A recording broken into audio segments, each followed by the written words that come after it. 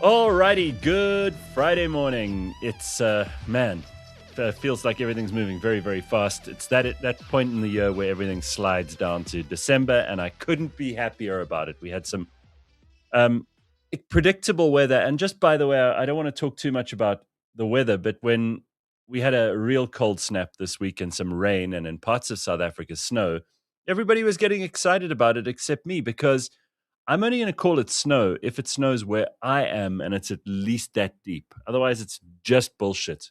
It's a total distraction. People are looking for distractions. So that's my take on the weather. It is the 14th of August already, and here is none other than Ben Karpinski. Good morning, Ben. Hello, hello, Hans Bricks. Aha. Now, where you just got back from Kimberley, and where are you going No, next? I'm going to Kimberley in an Oh, hour's right. time. An hour's time, I'll be on the road. I'll be Oh, very Kimberley good. too. Yeah, yeah, Gareth. I'm taking this whole golf logs thing very seriously. So every month I have to go somewhere, and I'm Yeah, I doubling see. up a couple of things now.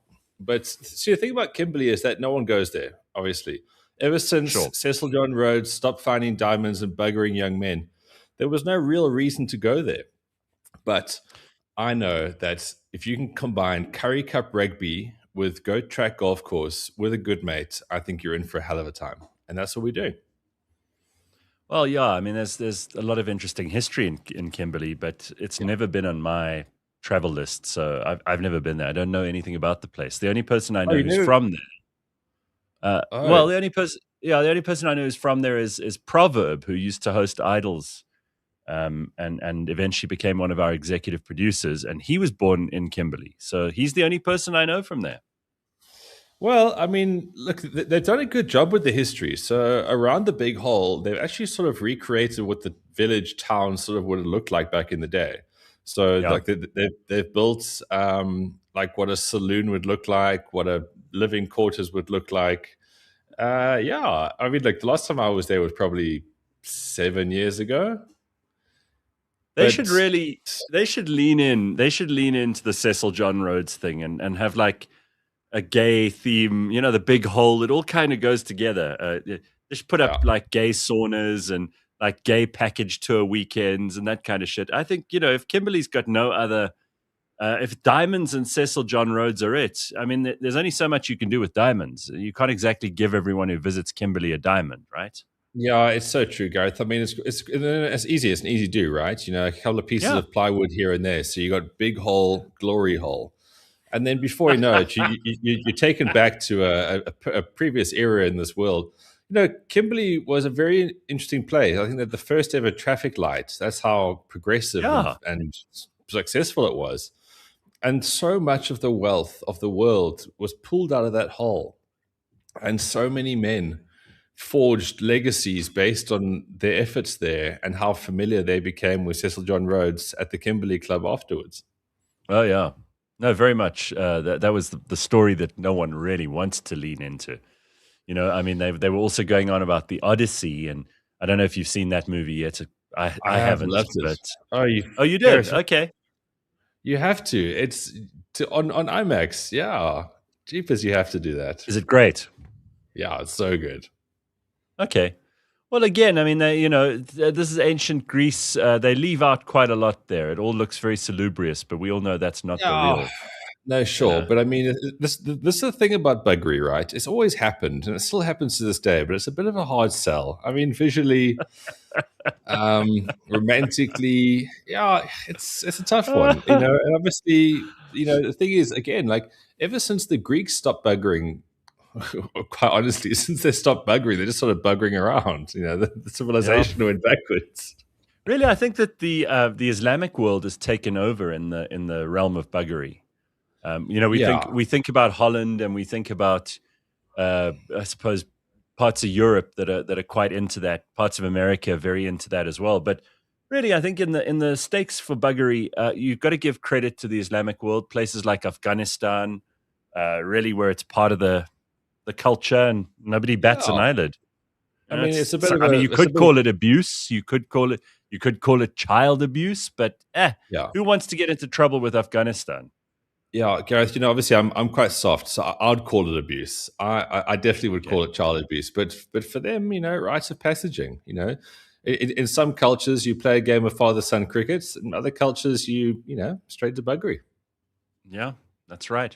I mean, there was some preacher on some Islamic preacher on the other day on one of these reels that I found, and this guy was like, it's one of these right wingers in America who's obviously he's got things to say about Islam, which is not something that you would do in any other part of the world because people are terrified of upsetting, Muslims at large. Because it Yeah. seems to me that either that one of two things can be true: either it is wrong to upset all Muslims because they're all volatile and dangerous and cannot take any criticism, or it is acceptable to separate them into radicals and moderates. And it seems to me the radicals kind of set the agenda for the moderates because if you say anything, all of them lose their shit, which proves point one.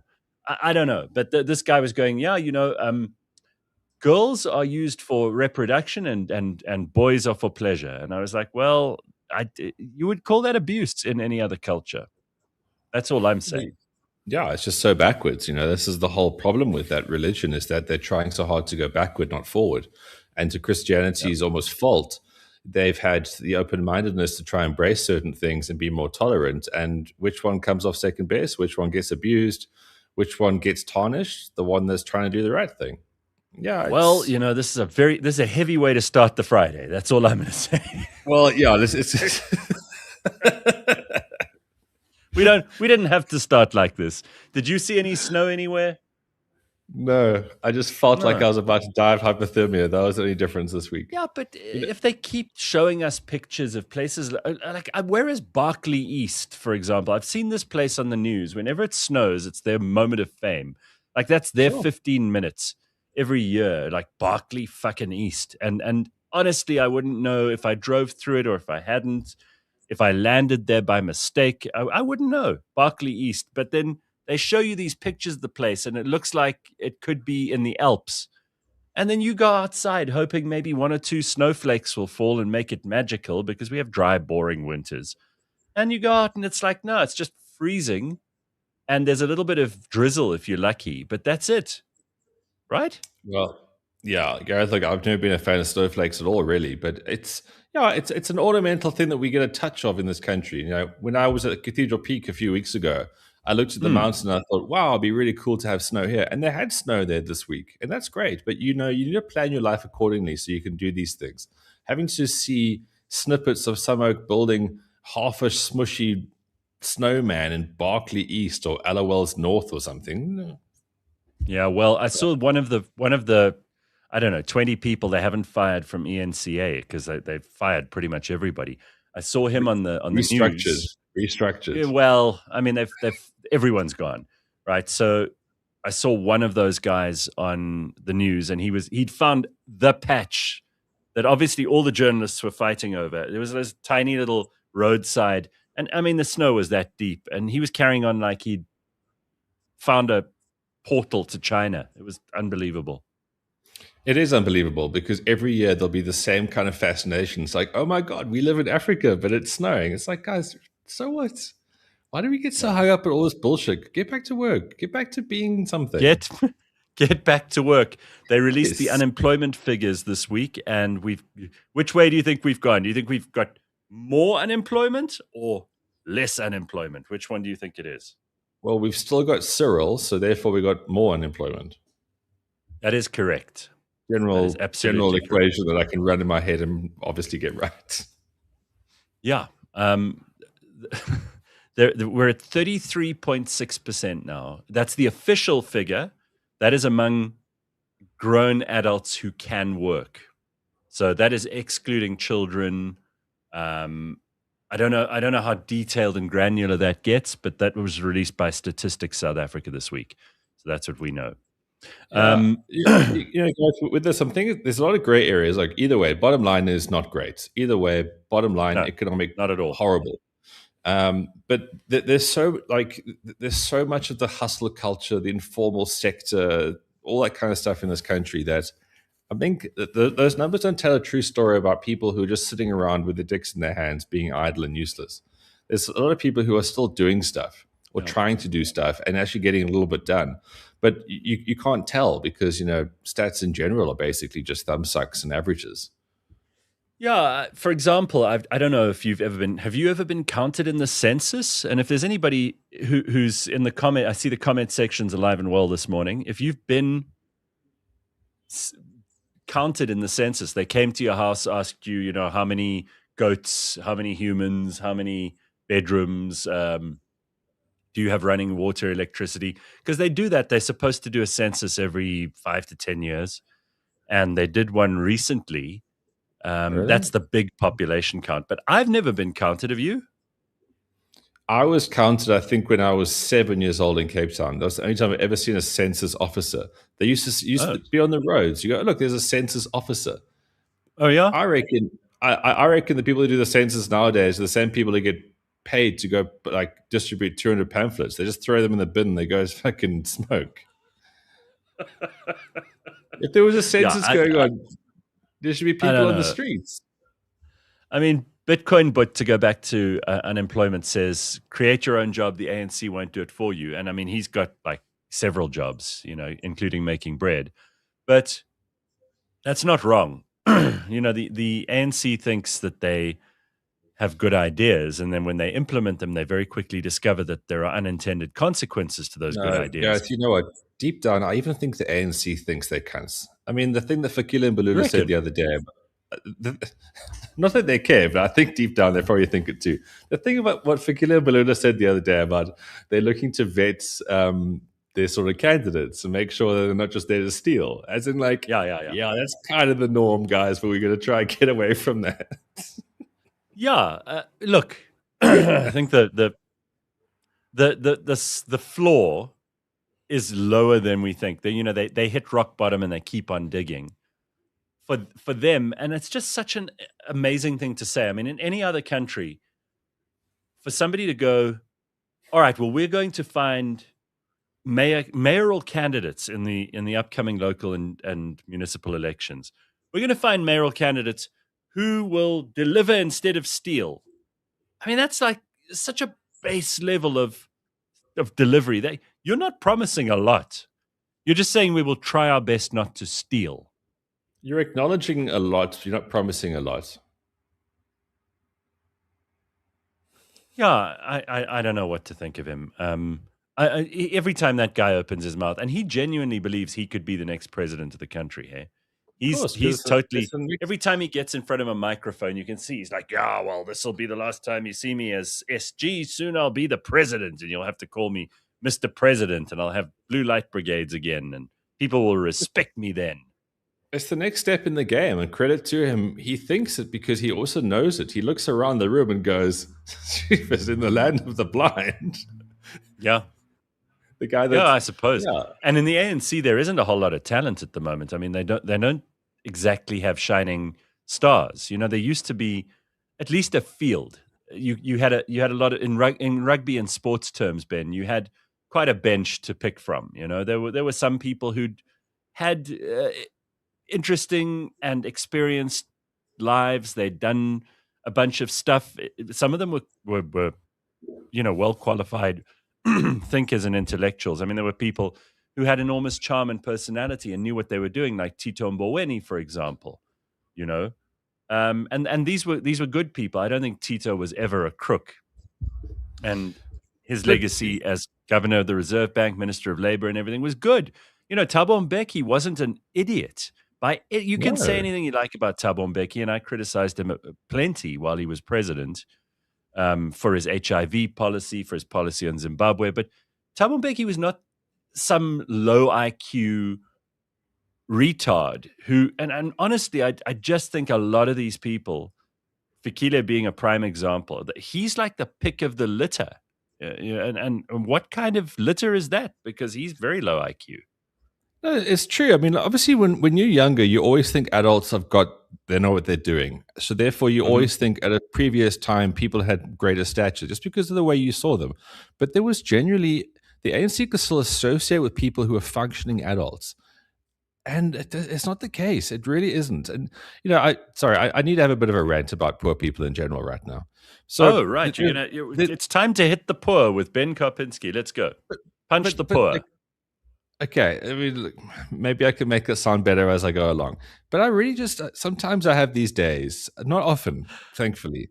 But seeing All as right, seeing tell as, me. seeing as we've teed it up, is I just don't think that we can hate this ruling party and the people that vote for them enough because of what it does to make people poor. And people just Yes. think that they have the poor people need there needs to be like a podcast series or like a back to school program where you actually get taught what value is and how it's created and where you fit in for that. Because I watched this clip this week. Every now and again I go on X and I really always regret that I do.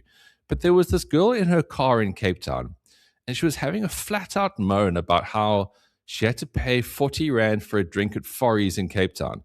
Now, she's unemployed, so she thinks it's absolutely outrageous that a drink costs 40 Rand and now she can't live in Cape Town. She's going to have to move to fucking Berkeley East or somewhere. I don't know. But she had this whole go about how are we as a society are we just taking it? Is this how we meant to live? How any of us are meant to? And then she crapped on about the fact that it actually wasn't a 40 Rand drink because she had to include in the tip because she was with friends who had food. So it was actually 71 Rand.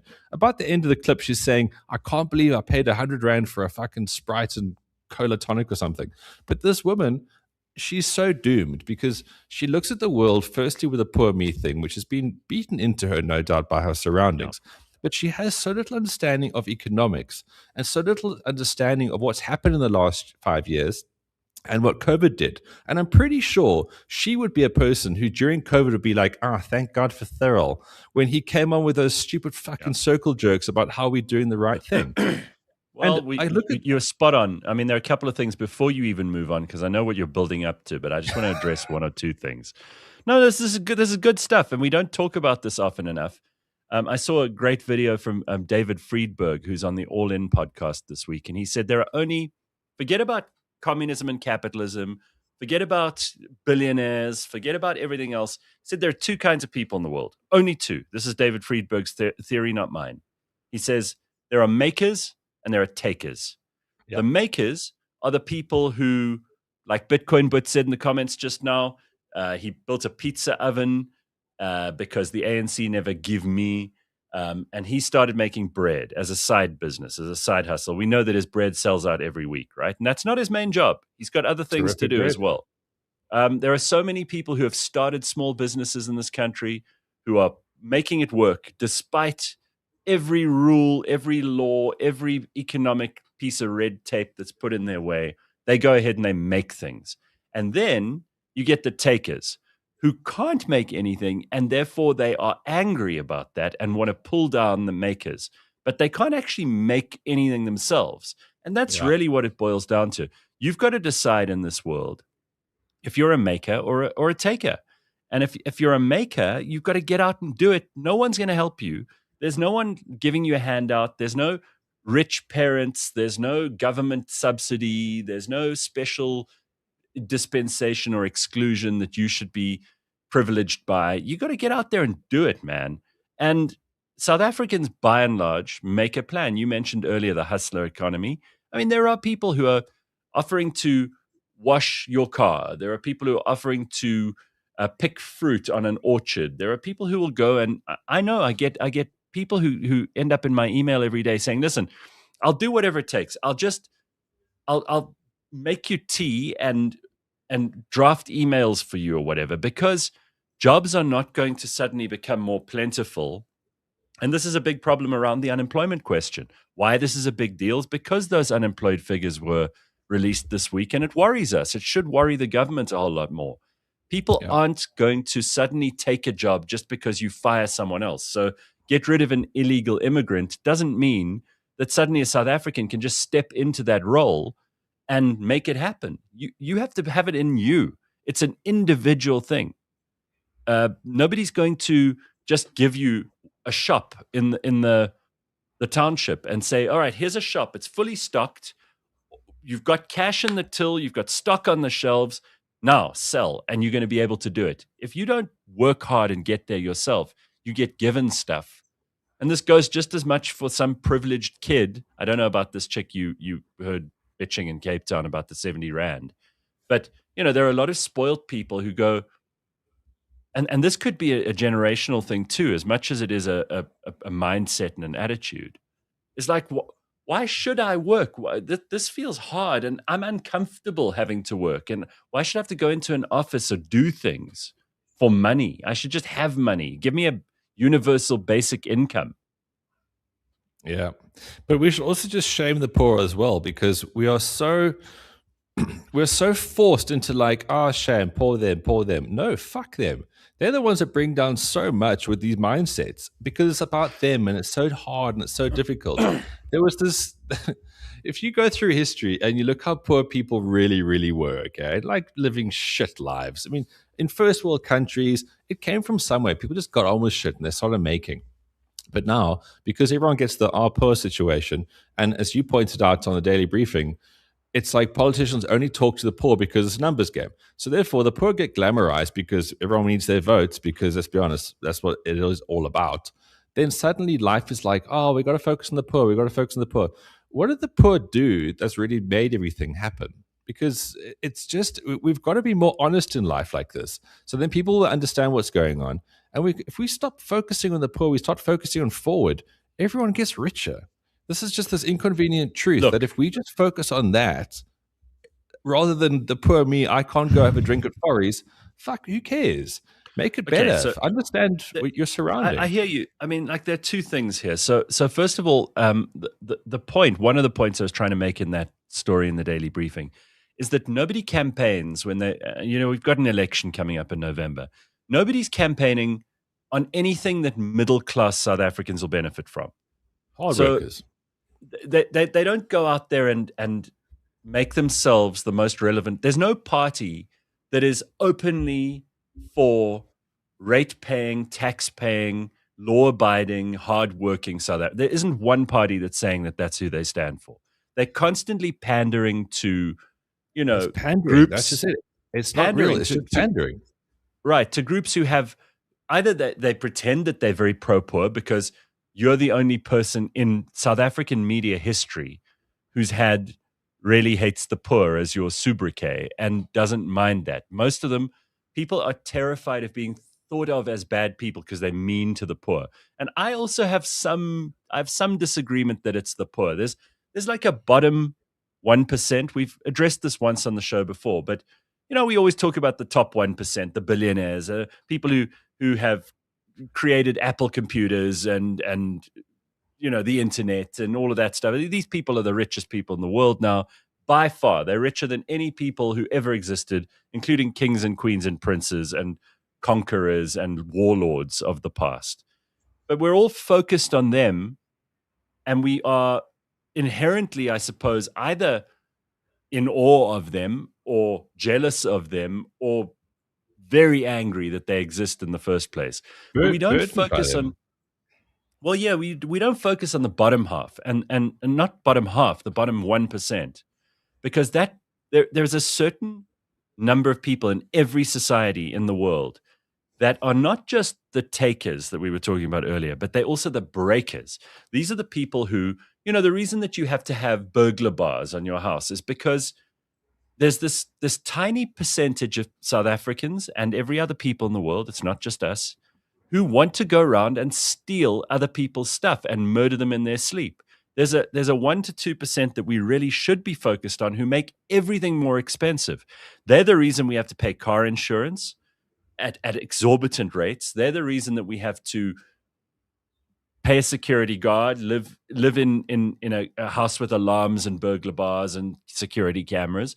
They're the reason that shops have to, in some parts of South Africa, put everything behind bars because these people do not obey the rules of society. So all I want to say about them is it's not the poor. It's not people who have had hard luck and fallen on hard times. Yeah, I think you see let it air a bit. What I'm trying to say here is that you talk about criminality and absolute dipshits that ruin everything. I think we should start shaming poor because nothing good comes from poor. when I was poor, which was way longer than I needed to be in life, it was the least interesting part of my life. It was terrible. It was not good for anyone in my surroundings, and it was something I needed to get away from. I think so often in life, people familiarize the fact that, oh, shame, they're poor, and then they leave it at that. It's never like, no, no, really, what you've got is basically a disease.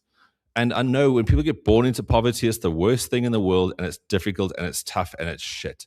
But just like leatherback turtles fucking give birth on the beach where it was dreadfully hard to like survive, they didn't get on their backs and go, Mom, why are you laying us on the beach here? Why can't you just fucking drop us out to sea? No, they run towards the ocean and they make a plan.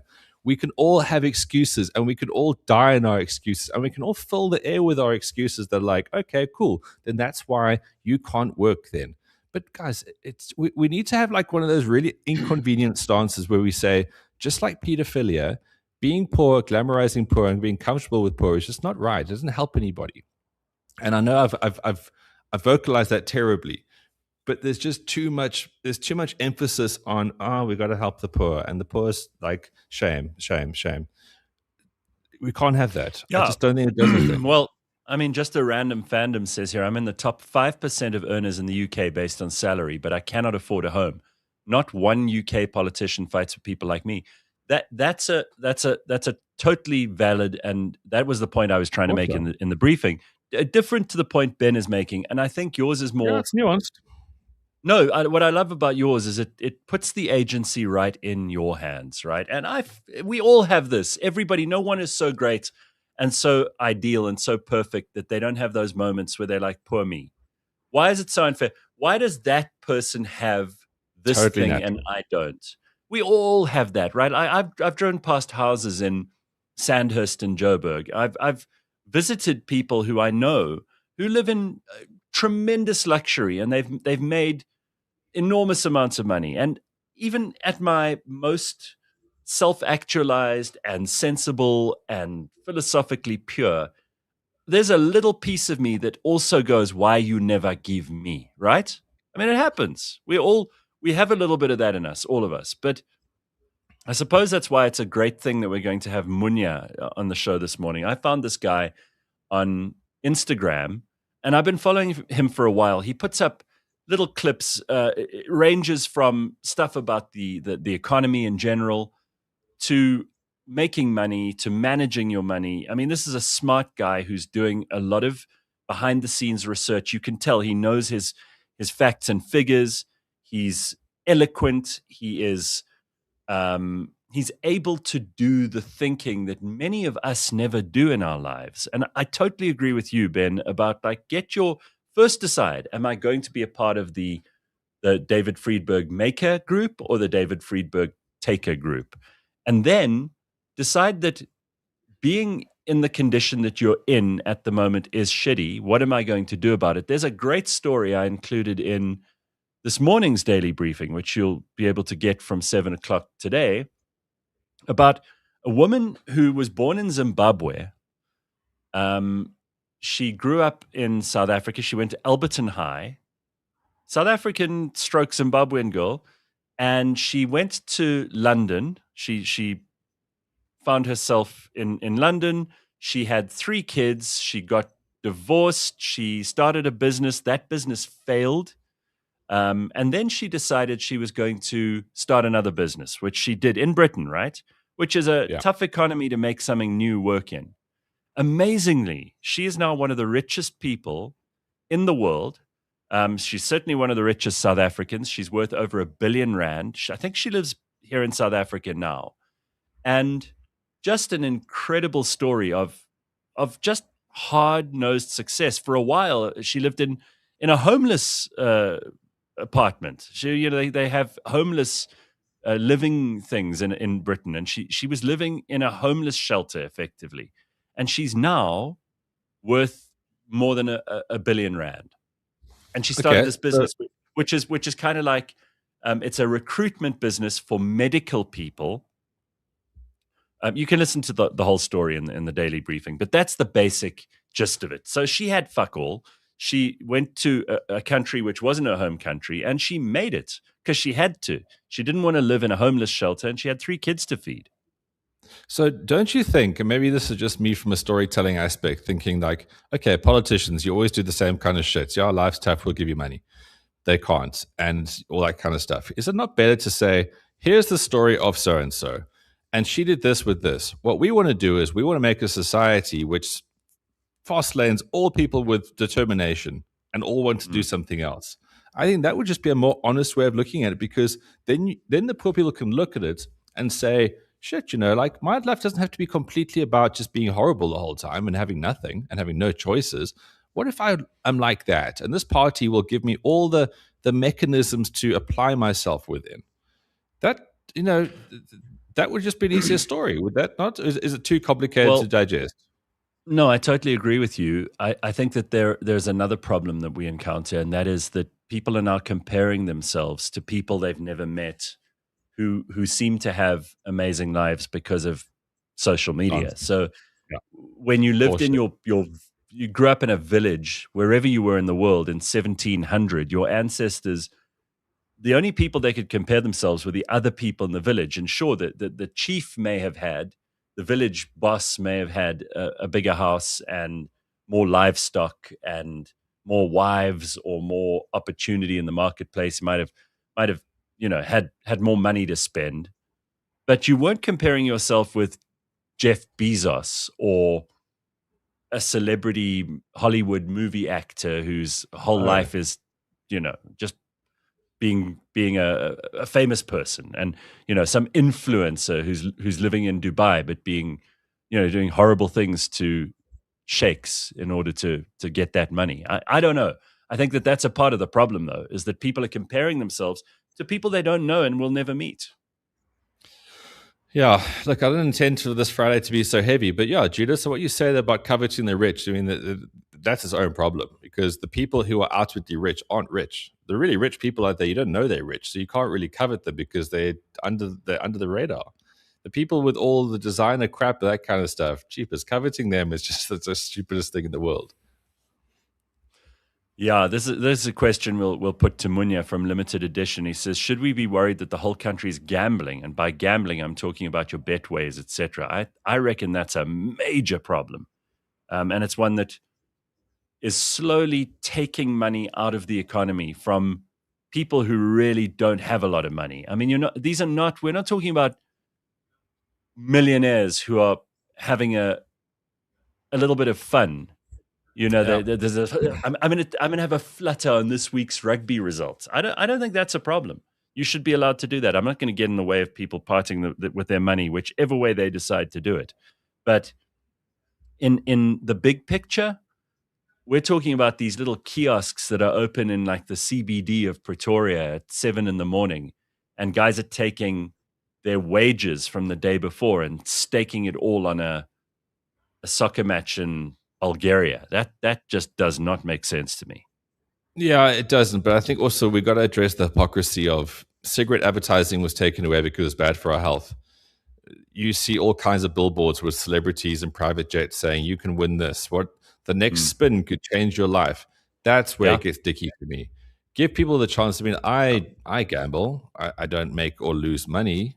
I just gamble because it's a fun thing to do, because it's another social connector, and therefore I like it. I like how advanced the user interface is. It's fun. I like sports. I like doing that. But I'm not looking at a billboard going, cheapers. I can be like, I don't know, Casper Nyovest and drive a Mercedes SLS. Like, come on. That's just so disingenuous. It's just, that's basically saying if you smoke cigarettes, you can go on these yachts and stuff like this Divison life used to be. And then people got cancer. So now it's, come on, guys. It's just the hypocrisy. Gambling's Um, fine. Just don't shove it down people's throats. Koketso says ANC will never end poverty. They just give you shirts.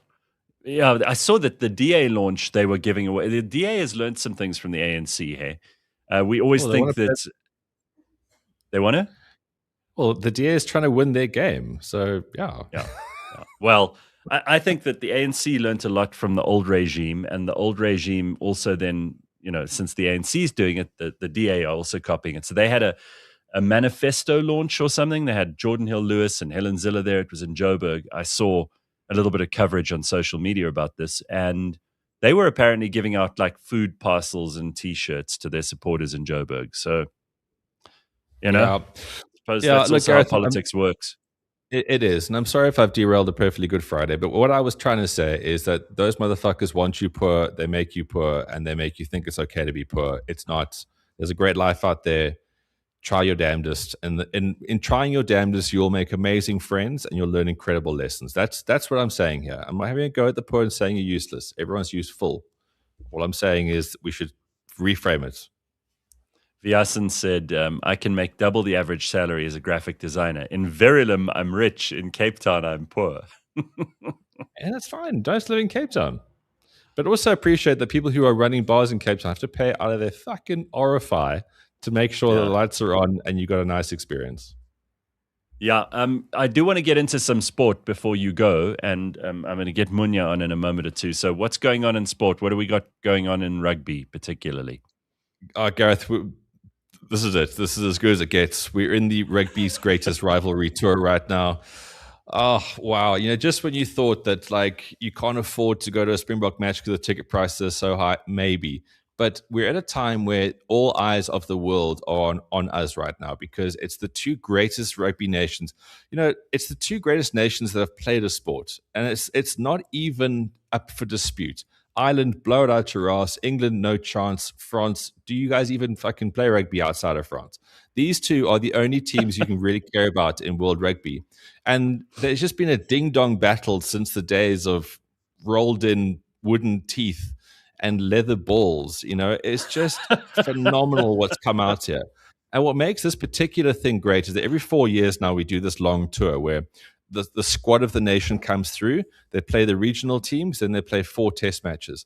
But the thing is that the Boks are genuine favorites now. It was always the case the All Blacks would come here and they would be the best team and they'd always have it over the Boks. But the Boks they're the world champs. So back-to-back World Cup champions. We're number 1 in the world. We've beaten them heavily in New Zealand last year. Okay, so we won 1 last year. But these are the best teams. And now the All Blacks have got a new coach. They've got a lot to prove. They've got people who never played in SA before, whereas South Africa is like the incumbent of greatness. So that means the All Blacks have to do a bit more playing than they probably want to. They need a bit more physical than they want to. That's going to translate into the most violent, hectic, absorbing test series of our times. I mean, I know in the 90s when things came back online, everything was new and it was great. And there's been so many titanic battles between these two teams, but this one, because the rest of the rugby world has now stopped, acknowledge the fact that these two are the best. This is what makes us even more special. So we have to put on a show for the rest of the rugby world to watch over the next month. And that's exactly what's happening. So the All Blacks are playing the Bulls this weekend, Saturday at 7 o'clock. So the only shame is that when the All Blacks play the tour games against the other teams, it's not got their Boks in it. Back in the day, in the 70s, when they ran out against the Bulls, the Bulls would have had their best players playing. And the Bulls actually beat the All Blacks back in, I think, 1976. So did Vrystaat and Viepia. But so these are more exhibition tune-ups, but next Saturday is the first test. It's Ellis Park. Wow. It's just something so special. How did it go when you took him to a Bulls match a while ago? No, I took him to the South Africa Bok match. Yeah. But you went to Pretoria, right? Loftus. It was a great day. It was one of his happiest days of sports. My dad doesn't miss anything on TV, but he just doesn't go to live things. Nature of where he lives, his age, that kind of stuff. And we made a day. We made such a day, and it was just cool. Like, it was cool for me. It was cool for him. And it's one of those constant reminders why sport is just so incredibly special and why sports travel is something I care about so much. It creates days that, I mean, like, we could have gone, had a boozy lunch somewhere, reminisced about shit. No, going to a sport match is what you do with your dad if he's still in your life and if you obviously do like him. But it's just the best, Gareth. It was just so, so cool to see it. And Loftus got new lights. So there was a full-on light show. Yes. That's bloody amazing. And you took the car train, didn't you? No, you decided not to. Because I was poor for so long, Gareth, I try not to do things like that unless I really, really have to. So we had a bus with some friends and it dropped us outside the stadium. No, I mean, I actually like taking the car train. I take it back. I like the Gautrain. It's one of Me the too. things that really is it's like that's something we can be proud of. Anyway, I mean, a lot of countries have public transport that is more than decent. So Yeah. it's not the And greatest thing, but we will take what we can get. Bitcoin But wants to know why you never discussed the Drickus win. but where would you have liked me to done that? Should I have got to your house the next morning, sat on your couch? Where? I'm hardly on the show nowadays. When I'm on the show, I will talk about what Gareth wants to talk about. Limited No. edition. Going back to money for a second, and we've got to maybe ask Munya about this. Does anyone know why Lasizwe, the famous YouTuber, has retrenched his team and is selling his 3.8 million rand townhouse in Bryanston? Probably when people do that, it's because they are running out of money or the business is being right sized because there isn't as much income and revenue. That's what I'm thinking. But I don't know. I don't know what Lasizwe is doing. I have no intel to add there, I'm afraid. Yeah. So, Gareth, there's another huge thing that's happening. So, just the final thing on the car train, like what they've done for Ellis Park in particular, is that you car train to Yes. park, and then there's another train that takes you right to the stadium. So, you don't see any knives or guns or anything like that. It's really, actually, it's great. The Ellis Park experience has been really uplifted, mostly because they want this first test match at Ellis Park to be the greatest thing. You know, there's going to be a plane flying over. Yeah. Nice. But That's good. something We else. like that plane ever since '95. We love the plane flying over. Bring it in. Bring it in, and Oh, bring it in during the haka. It's not disrespect. It's vibe maxing. Yeah, Bitcoin, but I mean, ultimately, like Drickus winning was great. I mean, he's in great shape. Kamaru Usman, maybe not the best opponent at this time where he is in his life at 39, I think it is, but the guy's still a great fighter, and Drickus did so bloody well. The way he dictated how that fight went, he dictated it. He didn't fight it; he dictated it, and I think that's a massive prowess display right there. But Gareth, next weekend the English Premier League starts again. How bloody exciting. Arsenal all right. defending champs. Can they do it? Can they make a couple of extra signings before everything closes in? They've got the Charity Shield this Sunday at 4 o'clock. Charity Shield being the winners of the English Premier League take on the FA Cup winners. So it's a bit of an exhibition. It's a bit of a who cares, but it's also the unofficial start of the season because there's huge bragging rights and psychological points to be made here. Last year, Arsenal couldn't beat Man City. They won the league, but they couldn't beat Man City. And they lost to them in the FA Cup. So to get a psychological blow early on in the season against Man City, which is now a Pep Guardiola less Man City, that's a big Mm-hmm. thing. So this game on Sunday at 4, I think there's a lot more on it than is usually on a Community Shield match. And like I said, it's the unofficial start of the English Premier League again, where, yeah, that's where the world really comes alive because people love these teams so much. I love it. There's plenty to look forward to this weekend. You're also off to Kimberley, so you'll report back to us on how the big hole's doing, and Yeah, guys, these trips are the most fun, and I'm hoping that it inspires other people to do various things within this country. There are so many cool places. So yeah, Kimberley, we're going to be watching Griquas versus the Sharks tonight. The Sharks 15. That's 5 o'clock. So basically, we're driving into Kimberley. We're going to go have a beer at the golf club to go have a look at it. And yeah, then we going into our Airbnb, Cronin's luxury accommodation. See how that goes. And then yeah, we're going to be at the Suzuki Stadium, as it's called. It's the quite it's Suzuki actually Stadium. it's actually quite expensive, to be honest with you. 70 rand, Gareth, to go watch a game there. Well, while you're in Well, Kimberley, I saw the front page of the Financial Mail, which I'm now a subscriber to. The Financial Mail. It's all about the end of diamonds as we know it. And I thought this is relevant, particularly to Kimberley, because this story is about how lab grown diamonds are now taking much cheaper, but they're still diamonds. It still counts. And you may get to a stage where I suppose people go, yeah, mine is not lab grown, but most people, there's something that was extremely valuable once upon a time. It was De Beers was one of the biggest companies in the world, and it made fortunes for families and for businesses and for individuals. Um, De Beers at one point was worth, I think it was 100 billion rand, and I'm not making this up because I looked at the figures this week. But now I think it's worth at most 1 billion rand. That is 100 times smaller than it was at its Yeah. at its at its height, which is just shows you, the stuff that you think is valuable today. It's all about timing as much as it is having a good idea, a good product, a good service. Timing Completely, is the but thing. and they can't really cry either because the wedding ring was a made up thing. People don't get married like they do anymore, and people aren't spending money on that kind of shit like they do anymore. So everyone has a run in life, huh? Everyone has a run Yeah. in life. The important thing is not to glamorize being poor. I think that's the big takeout here, Gareth. Well, there we go. And what a great segue into Munya, who we'll be getting to in a second. All right, Ben, have an awesome weekend in Kimberley. Let us know about it next Man, week. good seeing as always. Ciao. Cool. Bye. There we go. Ben Karpinski, live from his house before he leaves for Kimberley. Exciting weekend ahead for him. So I'm going to get Munya Shumba on, who is a tremendous guy. I said at the beginning of the show, I've been following him on Instagram and in other social media platforms. He was born in Manchester and went to St. John's, and he works in finance. So this is what he does for a living, but he's also putting out really, really interesting and useful stuff on the internet. So I'm delighted that he could join us this morning because he has this permanent message on his Instagram that if you DM him, it says, "I'm terribly sorry. I'm too busy to talk to you right now." No matter who you are, by the way. He's too busy. He's too important to talk to everybody on the internet, but he's made time for us on the show. So, hey, Munya, how are you? Gareth, thanks for having me. That water Pleasure. response has been there for far too long.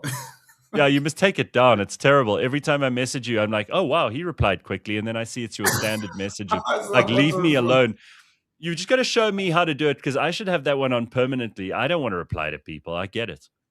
Yeah, I mean, it makes people feel special, and on one hand, it's people understand why you're not messaging them back. So you can either just leave them on red, or you can put an auto response. So yeah, All right, kind of so works. so let's just start off. Tell us about you, because Yeah, I hate it when people say, "Oh, there's this brilliant influencer," because the term influencer could be anything from a yeah, girl with a big booty who's on yeah, OnlyFans to yeah, Joe Rogan or Elon Musk. It could be anyone, and I yeah. suppose lots of people fit into that category, but. Tell us about your background, how you got into this, what made you decide to start doing the kind of content that you're doing, because I think it's very valuable and it Thank is you. so Yeah. necessary in South Africa. But it must have been an interesting Mm. journey to get to that. Yeah, so Gareth, I'm actually a financial advisor by profession. So that's Okay. yeah, that's actually my day job. And just a little correction. So I wasn't born in Manchester. I lived in Manchester for a long time. So I studied there, got my degree in Manchester, and Okay. yes, St John's boy. I'm actually from Zim originally, but Okay. I studied in South Africa. And I think, after a while, this is something that I actually pointed out in my book, which will be out, first week of October. I Right. moved What's the book? to, What's the book called so people can find it? so it's called Essays Money System is Meant to Ah. Keep You Broke. Ooh, provocative title. Well, it's the truth. It's the Yeah. truth. I Yeah. mean, let's just keep it real. Because if I was to tell you what I've seen from the industry, to answer your question, I mean, when I started as a financial advisor, and it didn't matter whether I was seeing a CEO of a J listed company or if I was seeing a receptionist, uh, everybody didn't exactly know what was happening with products in South Africa. And it's only, once I was in the industry and I start to understand, how these things are packaged and how it works with the small print and, how people get caught out and how people Mhm. invest, for many, many, many years. Ultimately have got nothing to show for it. For me, I just sat there and I said, I think that there has to be a way to be able to show people and go, this is actually not the way to do it. This is how you get caught trapped in products that don't let you win over time. This is actually how you're supposed to structure a portfolio. This is why you get dragged into these products that are not designed to let you win. In fact, the only person who wins with this particular product is the house. So for me, it wasn't so much that I took as much satisfaction, and I did, don't get me wrong, by just helping a small cohort of people. Because if I help 500 people, 1,000 people, 2,000 people who are, my clients, I just felt that, there's a million people, 2, 3, 4, 5 million people. There's 10 million people who are buying crap all the time.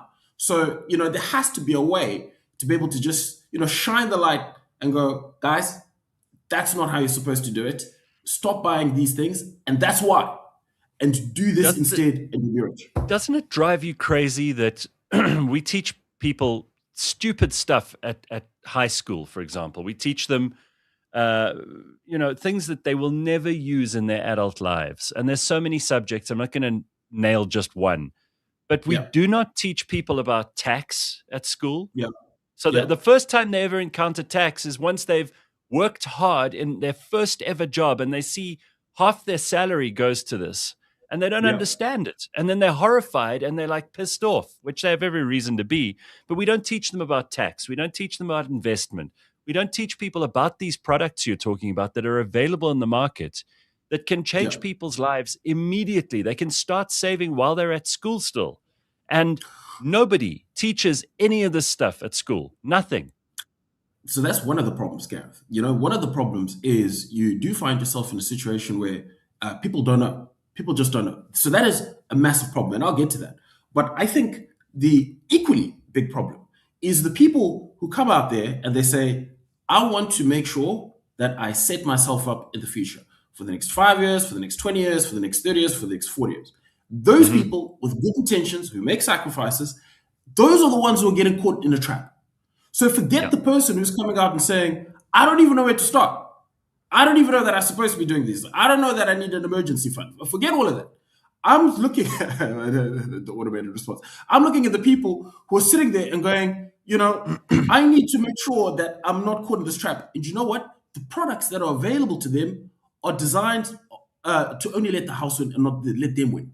That is one of the biggest problems that you've got. Now, to your point about people aren't taught these things, I think I was naive to the depth of that problem until I started making content on social media. So on social media, for me, it was a surprise when I said, put in the S&P 500 and just do this. And then the common response was like, well, what is the S&P 500? What do you mean just open up an account with the S&P 500? Like, it was like, I had to understand that I had to take things, 20 steps back because, the level of understanding there simply was not there. So, and that is was a shock to see, how bad the financial literacy was. And even now when, yes, there's a book that's coming out in October, but I decided to make a full-on course and program as well to be able to help people from October as well. And, from that program, I tell you what, the part of the program that tells people, okay, now this is how you buy stuff, that is a fraction of the course. It's almost insignificant.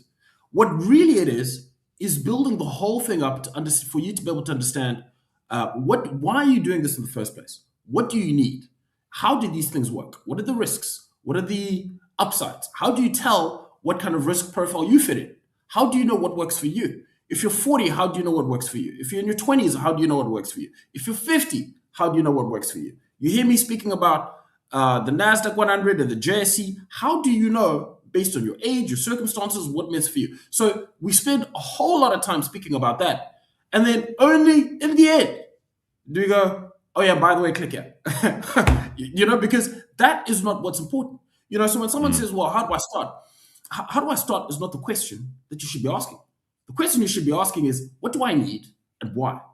That is really what's important. And I think that is really what's missing, to your point about getting taught this in school. And, obviously just trying my best. Okay. But let's take it back to the basics, right? Because we are talking about a very, very variegated economy. You've got people who are thinking about investments because they've made a little bit of money or a lot of money and they want to know where to put it so it'll grow. But we looked at the unemployment numbers this week, which I'm sure you've seen. 30, and 34, 35, somewhere. 33.6 at the moment. Yeah. So it's up about 1% on last year. But the trend has been that unemployment has increased over the last 20 or so years, and dramatically so. I mean, the last time Yeah. we had growth was under Thabo Mbeki, and Yeah. this economy is not exactly conducive to any business, let alone a small startup, Yeah. little street vendor type operation. And there are lots of smart people, don't get me wrong, plenty of South Yeah. Africans who are making it work in spite of all the circumstances that are working against them. But what are your comments on the general economy, and especially to young people? People in their first jobs, people who are coming out of school, varsity, 20s. They're trying to start. They're not even sure where to start. What do you think the best place is to go? So I was listening to your previous segment, and you made quite a important point about the UK, and you mentioned that the UK is a very tough place to be able to start a business, and that's true. But I think just tied into that, right now, I don't think that it's an easy place anywhere in the world for you to be able to have a decent living, for you to be able to save. It's difficult in the UK. It's difficult in the US. It's difficult in South America. I've got family in Australia. It's difficult for them too. So it's difficult, pretty much everywhere. And I remember when I graduated, how tough it was back then in 2010, between 2010 to 2012, for me to get a job. It wasn't easy for me to be able to get onto the the work ladder. And when I look at it today, I would not want to be a graduate right now, because I think it is way more difficult than what it was 15 years ago. So I have to acknowledge that. With that said, Yeah, Gareth, fair I enough. do think that to fix the problem, if it is a thing of fixing the problem, small businesses are what fix the problem. Number one, I think if this country had the ability for people to take risks, for people to be able to try things, and the one kind of thing that I've seen is I don't think that it takes a lot of money, Gareth, in order to be able to start a business. Right? I believe that. I believe Mhm. that if, and I said this on the last podcast that I was at, that if I was to be starting from nothing right now, your ability to be able to sell, your ability to be able to, I don't want to use hustle, but for the lack of a right word, for the lack of another word, I think that you can potentially create something out of nothing. I think the problem that you have is people don't necessarily know, well, how do I do that? If you're saying that I can start something out of nothing, if you're saying that I can create a product, or I can use some kind of skill set that I have right now that I'm not necessarily aware of, show me the way, show me the light that I can be able to do that. And by all means, I'll be able to do it. So, and again, tied into your point about the gambling, one of the reasons why you've got such a bad gambling problem is because someone's looking for the silver bullet to say, well, if I can't necessarily find a way to do things legitimately, if I can't get a job, then I'm going to Mhm. be able to try my luck with something that can probably give me Yeah, an easy out, today. So yeah. I Maybe do think God and luck will favor me, and that's the 100%. only hope you have of making it big. I think there's a link. I think there's a link there between the struggle that people go to, the struggle Yeah, people are going through, and the opportunity that you can luck out on gambling. So I don't necessarily agree with the gambling culture, but I understand why it's there. yeah, It's because yeah. things at the moment are exceptionally difficult. But I think if someone is in a situation, and it's not easy, if someone is in a situation now where potentially they've got a job, or they want to make more money, and they're sitting there and they're thinking, how can they do something else on the side? Um, Posting content is free. Okay, Yeah, so it's not yeah. easy. It's hard work posting content, and putting yourself in a digital space. And I speak for myself. I don't make money from posting content online. Are the Sure, opportunities there? By all means, sure. I know a lot of creators, who have made great content and have built brands, putting themselves out there and have, find themselves, tremendous opportunities. So, but is it easy making content? Is it easy doing scripts? Is it easy researching? Is it easy finding a way of being able to communicate all this? No, it's not. It is. It's hard work. But I think you have to look at your circumstances and say, well, do I want to be in the same position as a man 2, 3, 4, 5 years from now? And that should motivate you to wake up today and work as hard as you need to, and stay up as late as you need to try and make progress. So Yeah, I don't know. it's also. I mean, there's the formal economy, and we're still dealing with a hangover of like our parents' generation and generations before that, where you got a job in a company and you start off at the bottom and you work your way up and you become better and eventually, you earn decent money. I mean, that's still a thing that a lot of people believe. It's there are only X number of jobs in the formal economy in South Africa, in corporate South Africa. And those jobs are like hen's teeth, and people stay in them for maybe too long. Uh, Yeah, then there's the kind of the younger approach to the economy, which is do as many different jobs as you can and start your own thing, which is what you're talking about. Because if you yeah, can solve a problem in society, you can build a product, create a service, you will be valuable. You may not earn millions for the first couple of years, but if you establish yeah, yourself and you work at it, then it's quite possible that you could make a huge success of yourself. The chances of making big money in a normal corporate job are minimal, right? yeah, yeah. It is difficult to hit the top. Like, don't get me wrong. I've got I know people who make fortunes in corporate. 2, 3, 4, 5, 10 million a year, 20 million a year. It's not unusual.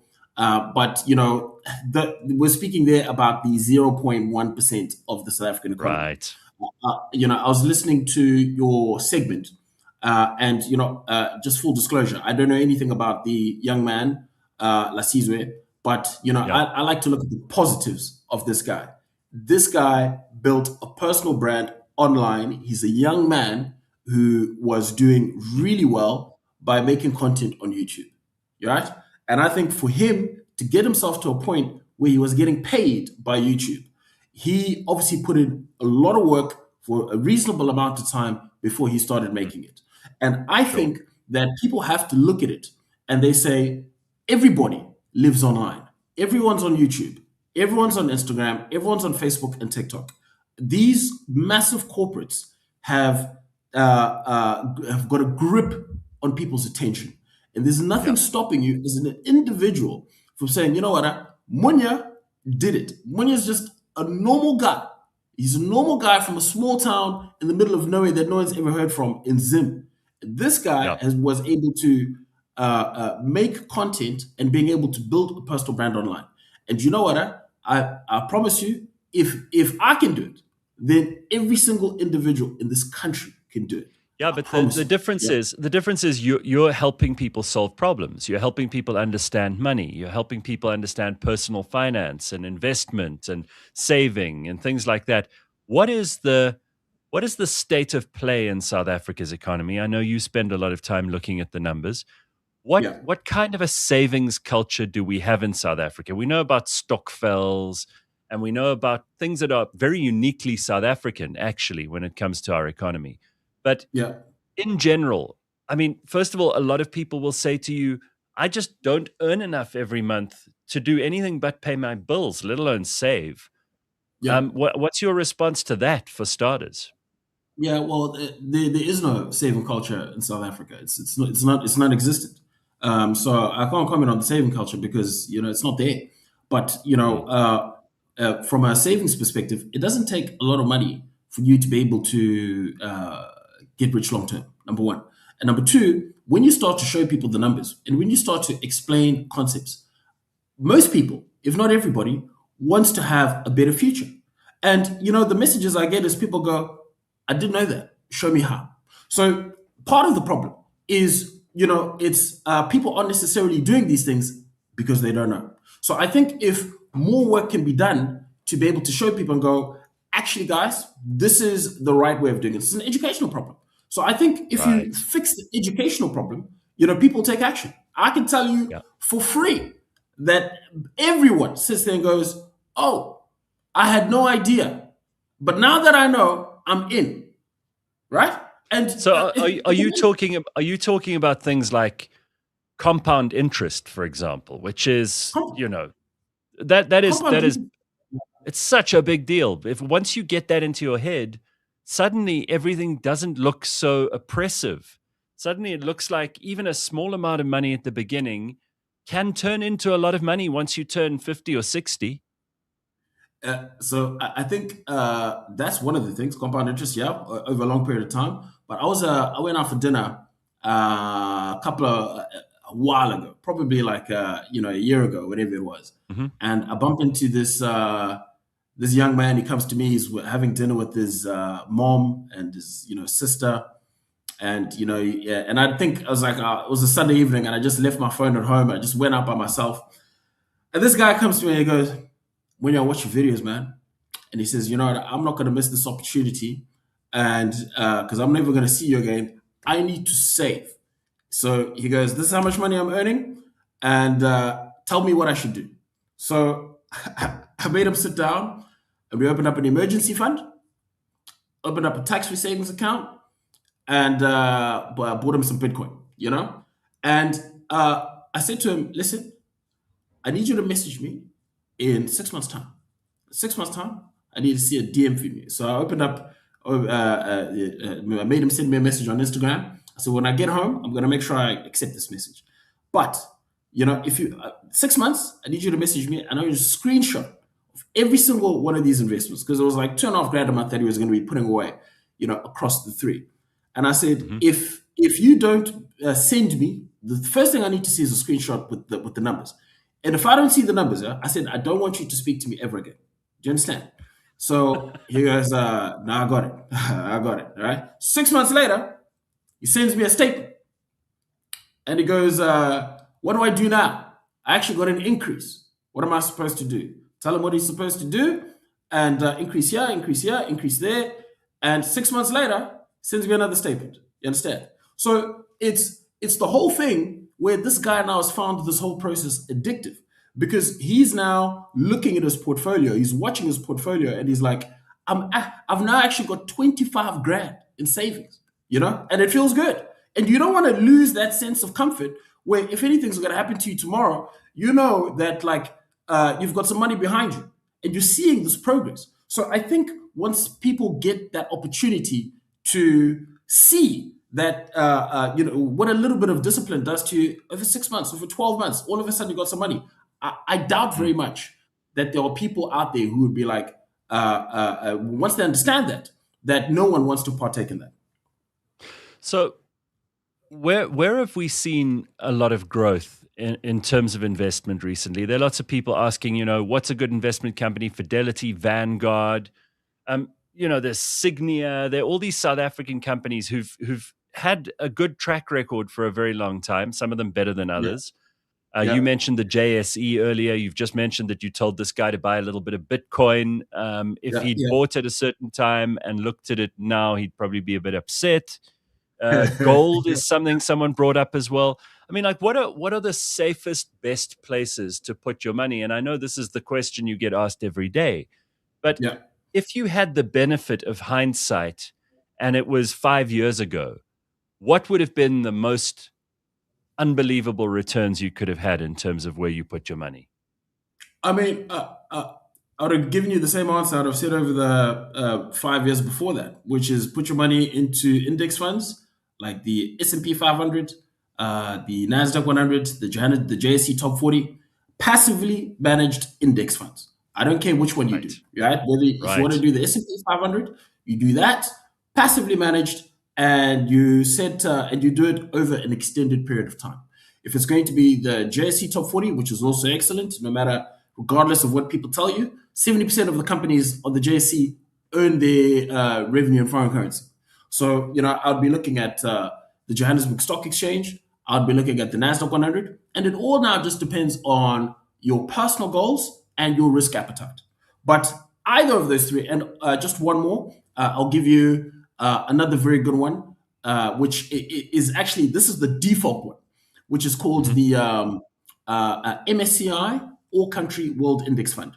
So what that basically is you're looking at 2,500 companies from about 46 or 47 countries around the world, right? And MSCI stands for Morgan Stanley Capital International.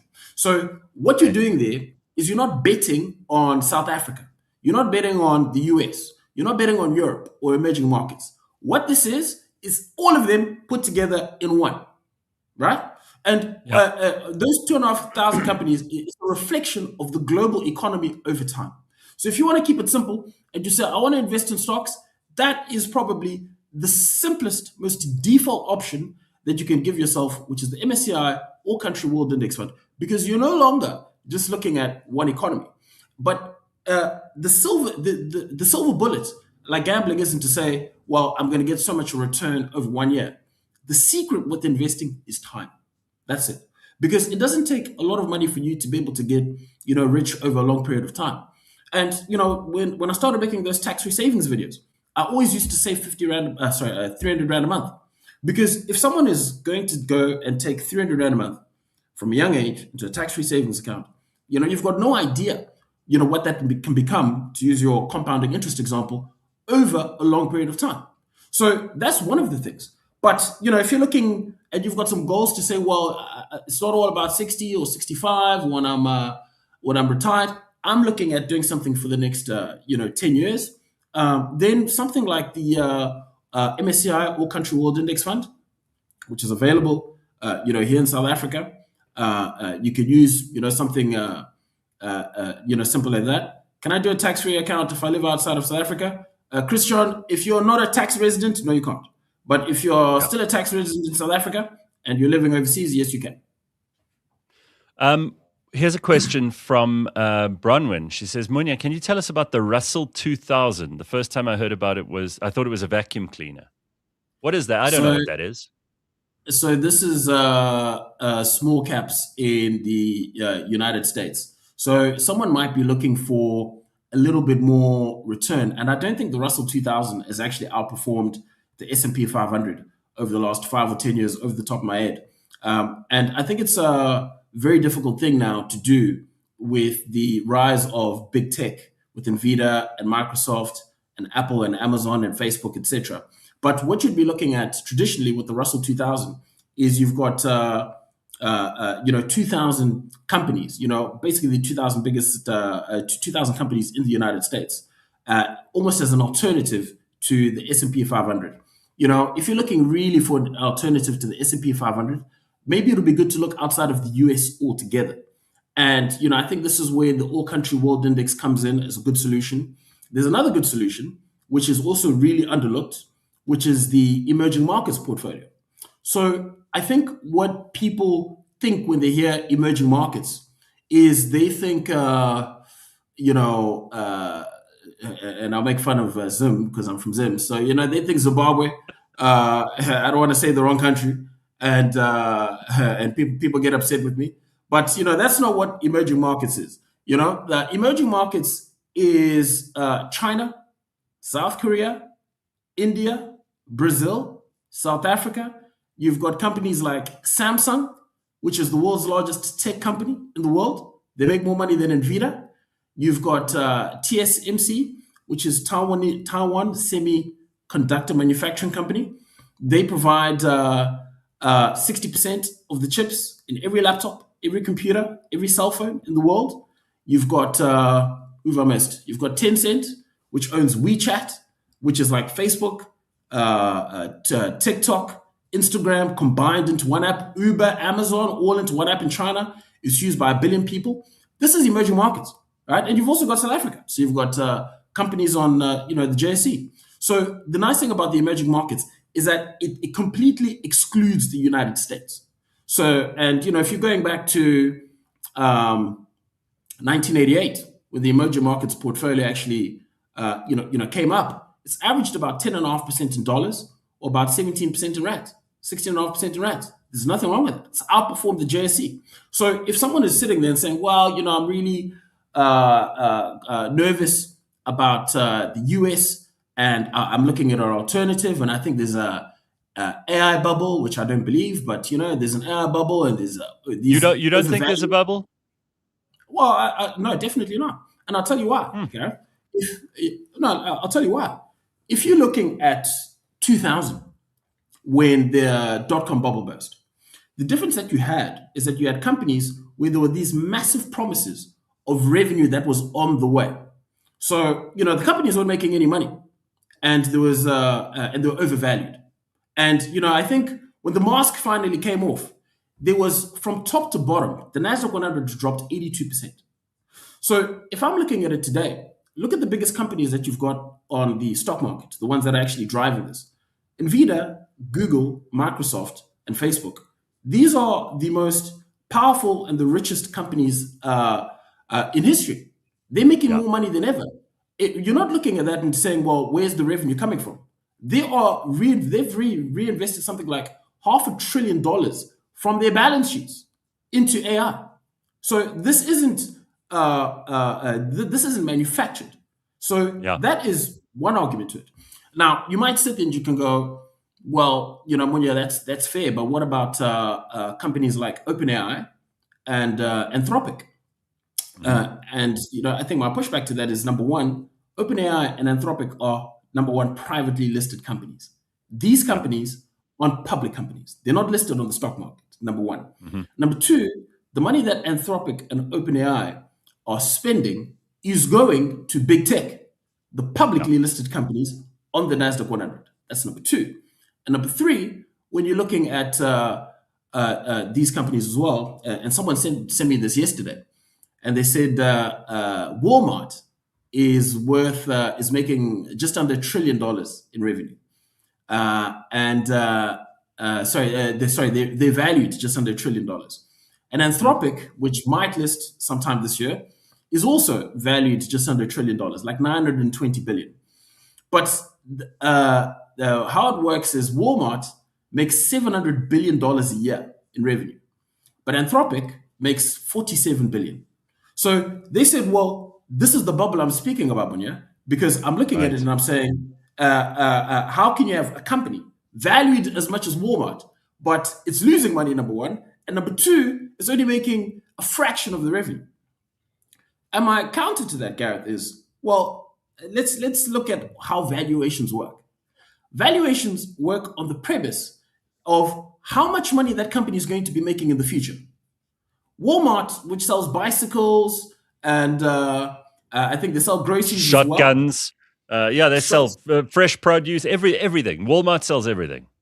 They sell everything, right? Their revenue goes up, but 3 to 5% a year. Their profit margin, 3 to 5% a year. You can almost bank it. There's only so much that they can do. Anthropic is software. And if you look at how much they were making a year ago, it was 10 billion. So we've gone from 10 to 47. So how the valuations work is they look at where they are heading. And where they're heading, they look at that and say, well, over the next 10 years, 5 years, they're going to be making 5 trillion. If all goes according to plan, they're going to be making 10 trillion. So the valuations are based on what is on the way. That's what the valuations are based on.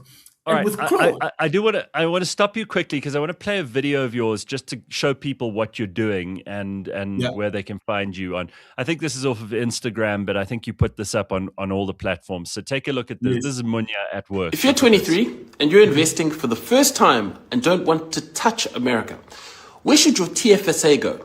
Well, there's two alternatives. Number one is the emerging markets, which invests into 1,200 companies outside the US. And holds arguably the world's most important company because 90% of processors in the world for every phone, every tablet, and every computer comes from Taiwan Semiconductor Manufacturing Company. The emerging markets also hold the... This is great stuff. How long does it take you to make one of those? Too long. Yeah. Too long. In between your real job and dealing with everybody, you've got clients, obviously, so you have to sort out their stuff. You're probably doing this late at night. Yeah, so I'll tell you, I think these days it's quicker, but in the beginning, I'd say 6 to 8 hours, to do one, because it's not just the information. Wow. It's Yeah, hard work. it's the other element that you need to look at with the content is you're fighting the algorithm. So how can I make that content in such a way where, on Instagram, what are people on Instagram for? I heard you talking about the rugby. They want to hear what's the Springbok lineup? Who's playing? Hmm. Is Damien playing? They want to. I heard you talk about the Premier League. It's the Premier League this weekend. People on Instagram because they're on 433 and they want to hear is City's new signings. Starting this weekend. What's the lineup? What's the game plan? Who's injured? You're competing against Instagram models. You're competing against all sorts of stuff on Instagram. Right. So there's a fight there for attention. So how can I make a video that is going to at least take you away from this weekend's game for 5 minutes? For not even 5 minutes, for 60 seconds. That's really what you have to look at. And so you have to think of the information. How can I make this quickly to get to the point? I don't want to waffle.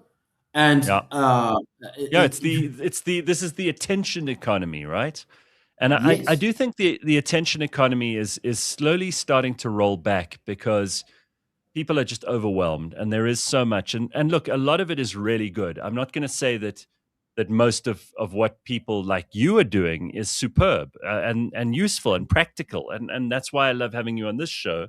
But Thank you. the reality is also that soon AI will be generating this stuff, a different clip every 5 seconds, and it's going to look and feel like there's a human behind it. It might not be for a while, and they might get it wrong a lot of the time. But what you were talking about with AI is eventually going to flood the attention economy market to the point where people are going to be very selective about what they actually make time for.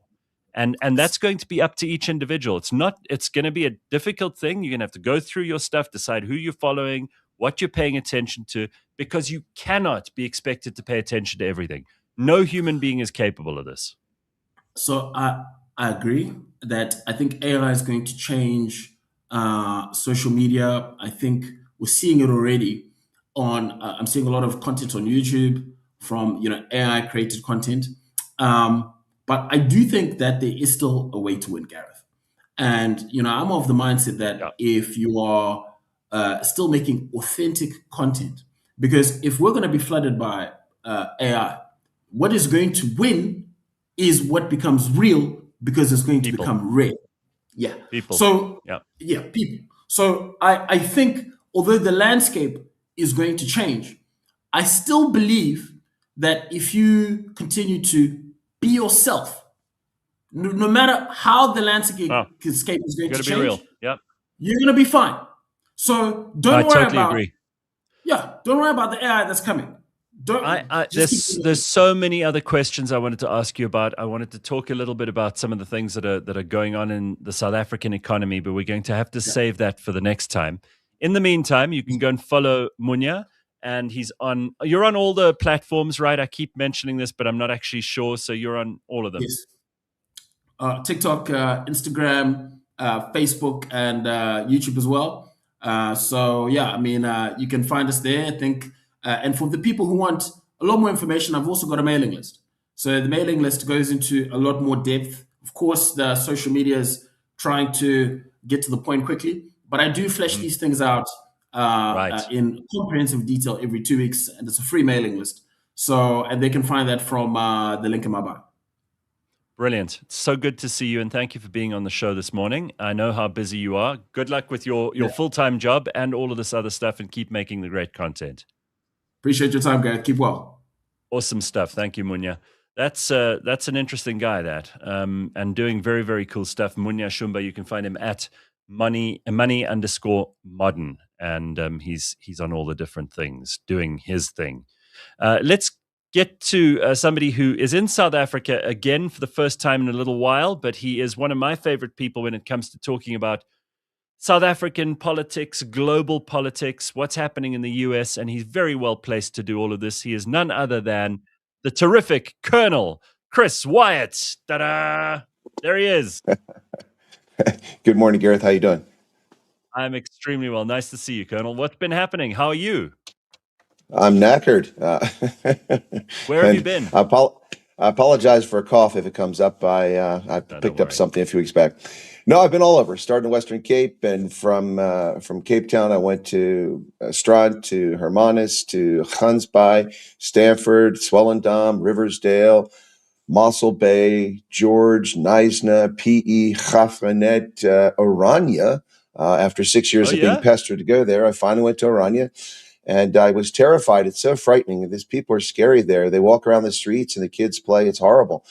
From there, I went to. From there, I went further. Went down south. I was at Beaufort West, and then Worcester. After Worcester, it was on to Wellington, and Western Cape, and then I came up to Joburg, and I went down to Nelspruit, Mbombela. I haven't been there in 25 years, so it was nice to You see know, that from there. I just got to say, just the way you are the only American who's pronounced every single place in South Africa absolutely perfectly. Um, I was expecting at least one screw up there, and you didn't do one badly. What would you like me to say Lesotho as well? No, you do Lesotho very well. It's President Trump who goes Lesotho. Well, that's how it's spelled, so it's understandable. The Normans screwed up the pronunciation of our language. My ancestors arrived in 1066, and it all went sideways.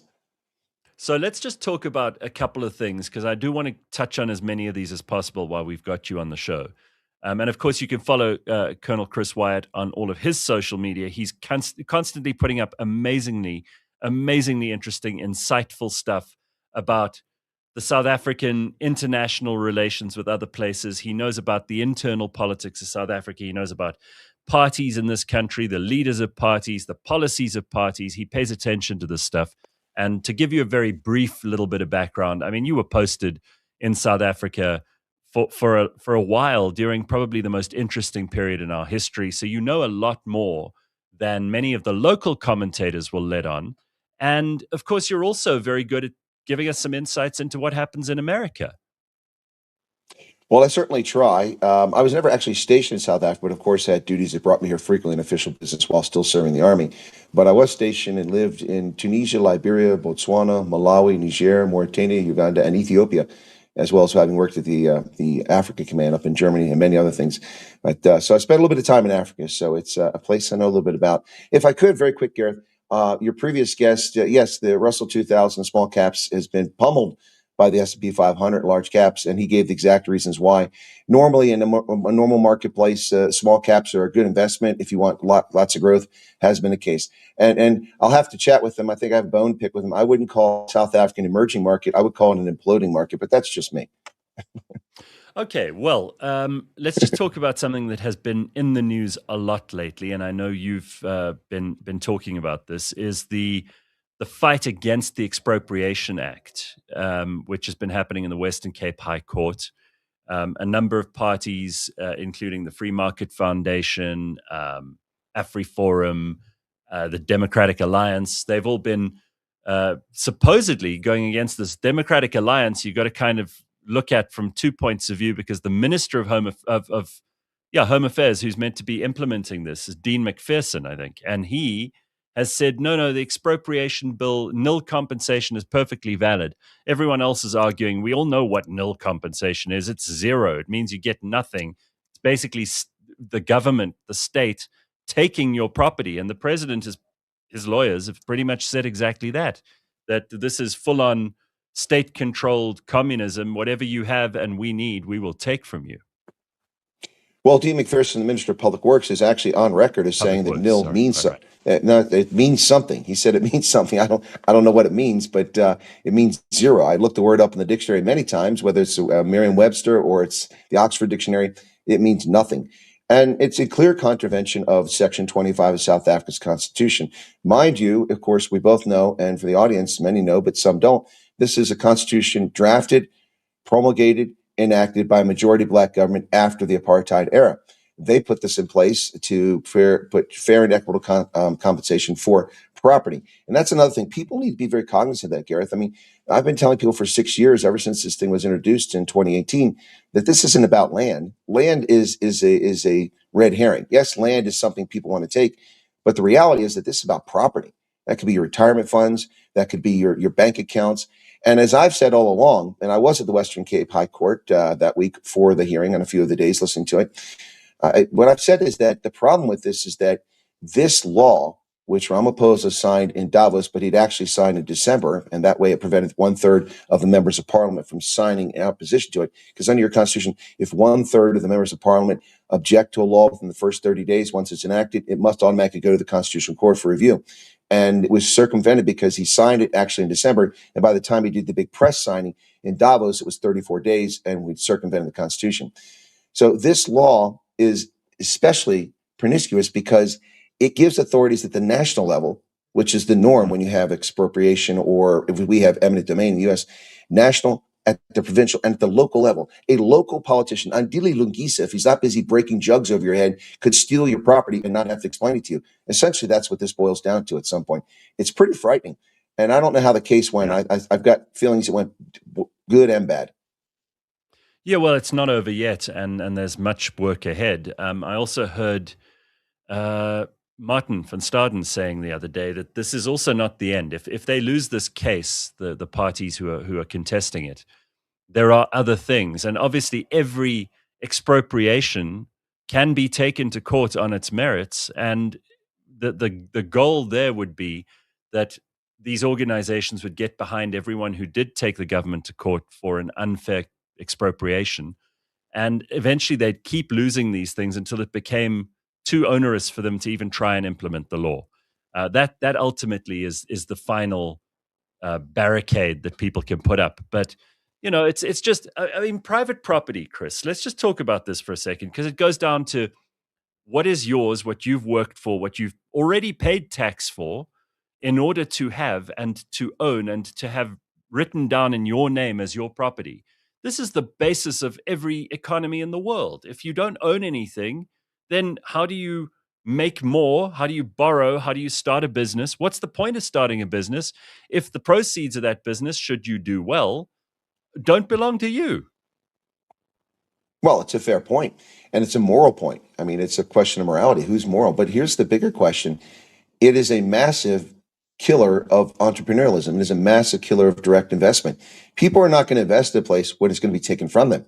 That's one of the major impediments for what's happening in South Africa right now. Many foreign direct investors, particularly Americans, are sitting on the sidelines, curious about what's going to happen.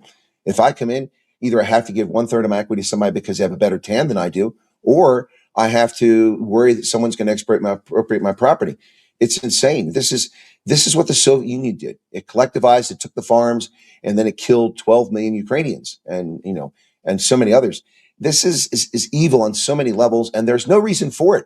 There's no reason for this. This is a lie. The whole thing is a canard. Because here's the bottom line. The government has acquired millions of hectares of land from willing buyer, willing seller, and they've failed to distribute it. And the land they have distributed, they've given to people without giving them extension services, without giving them credit, without giving them any training, without anything. And so they fail by and large. Most of the commercial black farmers, small scale and large scale, who've succeeded since the land redistribution program began in the late 1990s have done so because the white commercial farmer neighbors have helped them get a start, and they've worked well with them. And this is a story that the media never tells you. They never tell you. Anytime white people help black people in South Africa, they're nothing but lies. And I'll tell you, that's exactly what's been happening here. There's so much land the government is sitting on that is just sitting and laying fallow that's misused. And, you talk about the money. That's a good point. People will be able to sue. That's true. But people who own farms, people who own property, this is going to be, and this is the one thing I didn't hear argued in the court, because I don't think it's a matter of law, but it is a matter of politics. I'll tell you that.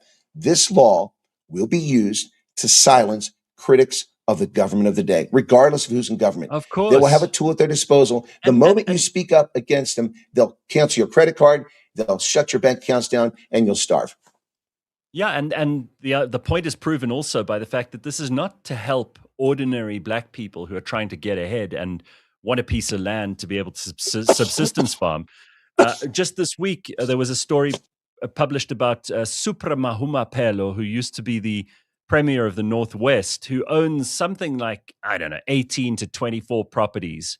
And clearly, this is the kind of guy who would benefit from this because he's a comrade, and the comrades get to help themselves first. And whatever the scraps are that are left are given to one or two people who are related to those comrades. So the ordinary person, the ordinary hardworking, struggling person who lives in a South African township or rural area is going to get nothing from this. They're not going to win.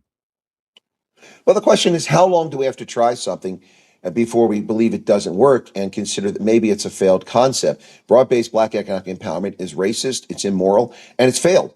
I mean, we've had 30 years of this nonsense, nearly 30 years. That a couple more years, a decade or so more, and it will be as long as apartheid was a system in South Africa, and that failed. So how long do we have to know that this is a failure? I mean, it's just ridiculous. There are 3 times as many Black South Africans living in abject poverty in 2026 as there were in 1994. That's all you need to know. And GDP growth, that's why I said it's not an emerging market, it's an imploding market. GDP growth this year is projected to be 0.5, and that's even before Iran got involved and the oil prices going up and down. It'll probably be less than that. Population growth is over 1%. Inflation is at 3 or 4%. This is an economy that is in contraction. It's shrinking. All right, so you talk about bad ideas that how many times do we have to try something before we realize it's a dumb idea?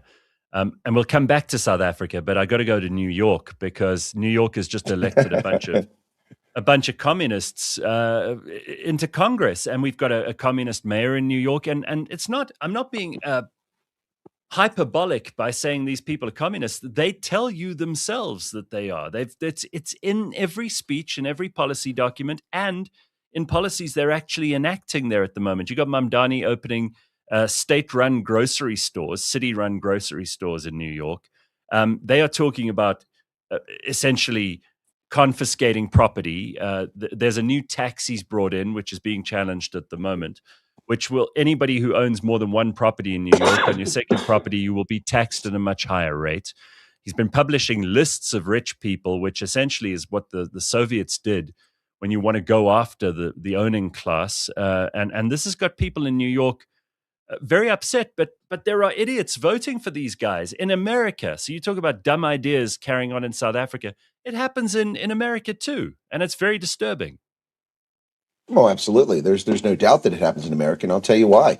Unconstrained migration for people who come to America refuse to accept the mores, values, and norms of Americans. They produce offspring who are privileged to go to elite schools like Al Sayed did in Michigan and have profited immensely from the capitalist system, free market, and free enterprise and free speech, and then they betray it with their broken third world ideas that their parents have inculcated with them as youth. And then they try to destroy America from within. That's one part of it. The other part of it is, as I've warned South Africans and encouraged South Africans in the municipal elections of 2021, when I interviewed 7 political party leaders and 45 candidates in South Africa, go to the polls. The reason why these idiots are getting elected is because voter turnout is low. Municipal elections are just like in the U.S. is in South Africa. Nobody rocks up. When 31% of the people vote, it takes very few votes to put a retard into power. And that's what's happening in America. And here's the other thing. Well, it's true. It takes very, very, very few votes. Look, if you have I'm not 8,000 disagreeing. eligible, I just think it's right. I think it's right that I'm laughing. Yeah, if you have 8,000 eligible voters in a municipality, say in South Africa, we'll say South Africa because I'm here, and only 4,000 rock up the vote, then you only need 2,001 votes out of 8,000 to be in charge. It's not rocket science. Yet South Africans are apathetic, especially white South Africans. Oh, my vote doesn't count. It does. Get out and do something. The only problem you have in your democracy is you don't get to vote for the candidate. You got to vote for the party. But yeah, New York is, and what's happening in Minnesota, but there's a clapback. This lunatic Francesca Hong, who is on the verge of becoming the governor of Wisconsin, has been beaten back barely by a strong comeback from a candidate that only entered the race 4 weeks prior to the election. So this guy came and he beat her by 4,000 votes, I think it was, out of almost 800,000. And so Wisconsin may have saved itself. And you know what? In this case, I don't care if the Democrat is elected to the Senate because the guy's a moderate. I'm not about Democrats, Republicans. I'm about, the middle of the road and slightly conservative. So, but yes, America, we've got our own problems as well. And it comes to electing retards. We're just as dumb as other people. Well, speaking of retards, our former Minister of Higher Education, former Minister of Science and Technology, former Minister of Foreign Relations, Naledi Pandor, was on a podcast this week with a guy, Mbuyiseni Ndlozi, who was at the EFF before this, and he started becoming an influencer and content creator because it's a much better job than being a politician. Anyway, on his show, she said this week, she said a lot of things, and much of what she said was quite smart and sensible. And this is always the case that people will say a few clever things, and then they'll throw in one stupid and bizarre and ridiculous thing. She said, among other things, that AfriForum and Solidarity, who've built and are building, I went to see the site where they're building this enormous campus in Pretoria, an independently funded, privately organized university, a tertiary education institution in South Africa, which I have no doubt will become the best university in the country. They're building one in Paarl as well. These are guys who have they've found the funding themselves. It's not government money, and they will have probably about 5,000 to 6,000 students when they're running at full capacity by 2028. And she says it's unacceptable. That was her word that she used. Unacceptable that this kind of thing exists. It's that mindset that I was talking to Ben about earlier. You have makers, according to David Friedberg, and you have takers. And she just cannot, because she's not a maker, she cannot conceive of people organizing and self-funding and putting together something as enormous as a university, because she only sees these things as being possible when the government does them and when people like her have control over the resources that make these things happen. Well, that's a very interesting take on your part there, Gareth, and I won't disagree with it that she's a statist and believes the state's there, but I also believe that she's a bit of a race hustler, and this has a lot to do with the fact that it's Afrikaans. So academia already exists. They already teach. I've been to their campus. They're using a hotel for the moment while they build the new campus. I'm still waiting for that invitation as guest lecturer. I guess it's going to be a long wait, but so I'm waiting to see that go up. Well, I mean, I don't speak Afrikaans quite fluently enough to maybe they'll let me lecture in English, but or maybe even German or French. But no, this is disturbing that a person with that much influence, even though the dim star, Naledi Tswana for star, the dim star that she is not in the ascendance in the ANC because she's been a lifelong cater, like a locust eating from the public trough and accomplishing virtually nothing. This is the same woman who called Hamas and gave them a congratulatory phone call after they murdered 1,200 people, civilians. And of course, the Jew haters will say, well, they were just Israelis. No. They were Christians, Muslims, Jews from all over the world. They tortured and murdered Filipinos. I mean, this is absolutely ridiculous. They killed Pakistanis. They killed people from all over the world at this festival. And she called them and congratulated them. She also is the person that went to Tehran. And then I don't know if there's any link, but gee, the ANC couldn't pay their party plan, or 102 million rand, plus had 46 million in fines from the court. And they also had their upcoming 112th birthday party, which cost them 20 million to bus people into Nelspruit. And on top of that, they had an election campaign coming up, which they probably spent at least 500 million rand on. And magically, after not being able to pay their employees for 18 months for the second time, she goes to Tehran, comes back, and suddenly the court case is settled. A few days later, the 102 million rand is paid off, although I understand they didn't get the money. I don't know if they ever did get it. The point is, this is a woman who says the most outlandish things. She was barred from the United States. I'm not sure why. I think it was because she made some kind of anti-American speech or something like that, or pro-Palestine. I'm not sure, but she has a long history of saying strange things. But look, she's not an idiot. She is a smart person, and I think that she's doing this intentionally. It's part of an effort, in my view, to antagonize, belittle, demean those who speak Afrikaans in this country. And I find it shocking and disappointing. People live in this country, speak multiple languages, they have multiple cultures, and the whole idea is they get to live together in harmony. And if someone wants to take their private funding and get an academic institution accredited, well, that's their business, as long as it's accredited and meets the standards that it's supposed to for education. The Solidarity already has Soltech, which is a technical school. Soltech is for anyone who speaks Afrikaans. Anyone can go there. I've been there. There have been coloreds and Indians that go to school there that speak Afrikaans, and they teach plumbing, electricity, masonry, stuff like that. That's, academia would be the same. So what is her problem? Stellenbosch, the land was granted under the proviso that into perpetuity, the medium of instruction would be Afrikaans. But Stellenbosch has been abusive and disrespectful and condemned Afrikaans-speaking students in what was the best-known Afrikaans higher institution of education on the planet. And now, if you don't speak English, you're treated like a third-class citizen there and abused. So if these people want to do it privately instead of a state institution, it's frankly none of her business. That's a very good point. You mentioned Iran, and I do want to touch on this briefly because it's now well over 6 months that, it's just over 6 months that America has been engaged with Iran in what some people are calling a war, some people are saying not a war. But Iran is not going to be sending money anywhere because they don't have any money anymore. They don't have any military assets to speak of. And on paper, they're a failed state and they're finished. They can no longer fund their proxies, Hamas and Hezbollah. They do not have an air force or a navy to speak of. Their leadership are living underground in hidden locations, skulking around trying to save themselves because they've lost so many of their own cohort. And yet, in America and in the rest of the world, because of things like the oil price, this is a hugely unpopular war. How long do you think Trump can weather the storm? What effect do you think this is going to have on the midterms? And do you have any other comments on Iran? Well, this is one where President Trump and I part company on his strategy and Central Command strategy on how they fought this war. I think it was very brain dead in how it's been done.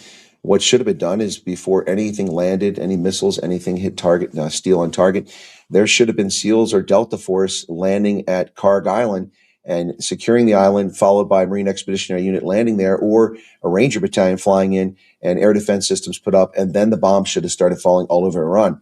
The reason Iran has been able to last this long is because we foolishly allowed them to ship oil through the Strait of Hormuz from Karg Island. They made billions and billions and billions of dollars, which kept them alive, gave them a lifeline. So I hope that, in fact, they're out of money. But the problem with a cornered beast is that's when they're most dangerous. When you corner a beast, they're most dangerous. And while Iran may not have the assets it once had, it does have the ability to cause chaos around the world. And that's part of the problem. In the U.S., it's unpopular because people say this is a war of choice. But these people are brain dead. They can fall into the category of retards and people that don't know history. We have been at war with Iran since 1979 when they attacked our embassy and declared war on us. The fact that we didn't participate in the war didn't prevent thousands of American citizens, civilians, and service members from being kidnapped, murdered, tortured, or blown up by terrorists sponsored or funded by Iran all over the world for the past 5 decades. We have been at war. The fact that a president finally recognized we're at war and decided he had to do something is refreshing. However, my strategy would be very different. And I think that Iran will remain a dangerous threat. The thing is that there's a big narrative, and the media's been spreading this, Trump did this because Netanyahu made him do it. Do you really think Trump will do anything because somebody made him do it? These people are not very bright. The guy knows how to succeed. He knows how to make money. He's selling his Doge, or not Doge, his coin, he's selling his coin, made all kinds of money. Yes, Trump coin made $1 billion off that. The guy is not stupid. He's got his Truth Social, which quite frankly is kind of a lame platform, but it's made lots of money, his social media company. It is. Yeah. I mean, I have an account on there, but I only go there to watch Trump's tweets. That's the only reason I watch it. Because, unless you're famous, you don't have any followers on there because they don't really promote anything. But the point is that Iran has been a problem. And, these Americans Iran's not a threat to us. What are they going to do? They can bomb Israel. Well, that's pretty callous. They bomb Israel. If they bomb Israel with a nuclear weapon and they irradiate the entire Middle East, and, we've got a problem there. But that's very stupid thinking. It doesn't require an intercontinental ballistic missile to deliver a nuclear weapon. You simply put it on a cargo ship and sail it up to Chesapeake Bay and detonate it at the port of Baltimore and destroy Baltimore, D.C., and Philadelphia in one fell swoop. You kill over 3 million people, and America has to go into continuity of government from the bunkers. These people have no. Do they not watch Hollywood? Hollywood's kind of stuff like this. No, sure. I mean, to me, this everything you've said makes perfect sense, and I do agree with your strategy rather than the one that they employed. But the only chance Iran has, and this is the substrate layer of what's really going on here. The only opportunity that country has under its current regime to continue existing, and they're betting everything on this, and that's why I agree with you that they're a dangerous animal because they're backed into a corner. But if they can influence the midterm elections and Trump becomes a lame duck because the Democrats take over and the focus shifts, then that is the only lifeline they have. So they probably have an interest in pulling some kind of October surprise and upsetting the whole apple cart because that is survival for them. Everything else, they're pretty much finished. Well, I agree 100% with what you say, Gareth. It's great. You agree with me. I agree with you. I think we're both spot on our analysis here. That is the point. And that's the whole thing. I said that as long as this was over by the 4th of July and the 250th celebration of America's independence, that this would wind up in the end being very popular, even though prices of energy spiked, they came back down. But Trump had to get it done by July 4th. Otherwise, it will be a drag on the midterms. And in fact, it will be that. And now we see these Democratic Socialists of America, who are masquerading in the Democratic Party, coming to ascendancy in places like Minnesota and New York. These are the people at their Democratic Social Convention 2019. Point of personal privilege. Please stop clapping. I have sensory overload issues. Then next person, point of personal privilege. Please stop waving your hands. I have. Oh, good gosh. Oh my gosh, comrades. Anyway, yeah, they're. That's watch the video. It's on YouTube. It's comical. I know. Anyway, these great. people are they're on the ascendancy because people don't think these things through. But yes, I believe you're right. That's what they're trying to string it out. They're trying to.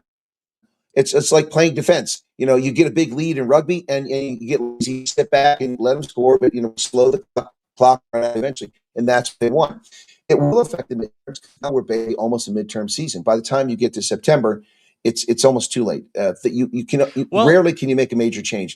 I'm gonna make a prediction because this is definitely a minority point of view, but I don't think the Democrats will win the midterms. I think most of the Democratic Party has moved so far to the left that they're on an 80-20 issue. They're in the 20s, and we know that the Democratic Party at the moment is unpopular even among Democrat-registered voters. And I think a lot of people are going, well, we don't like all the spending in Iran. We don't like us being involved in another war, even though it hasn't led to troops being landed on the ground.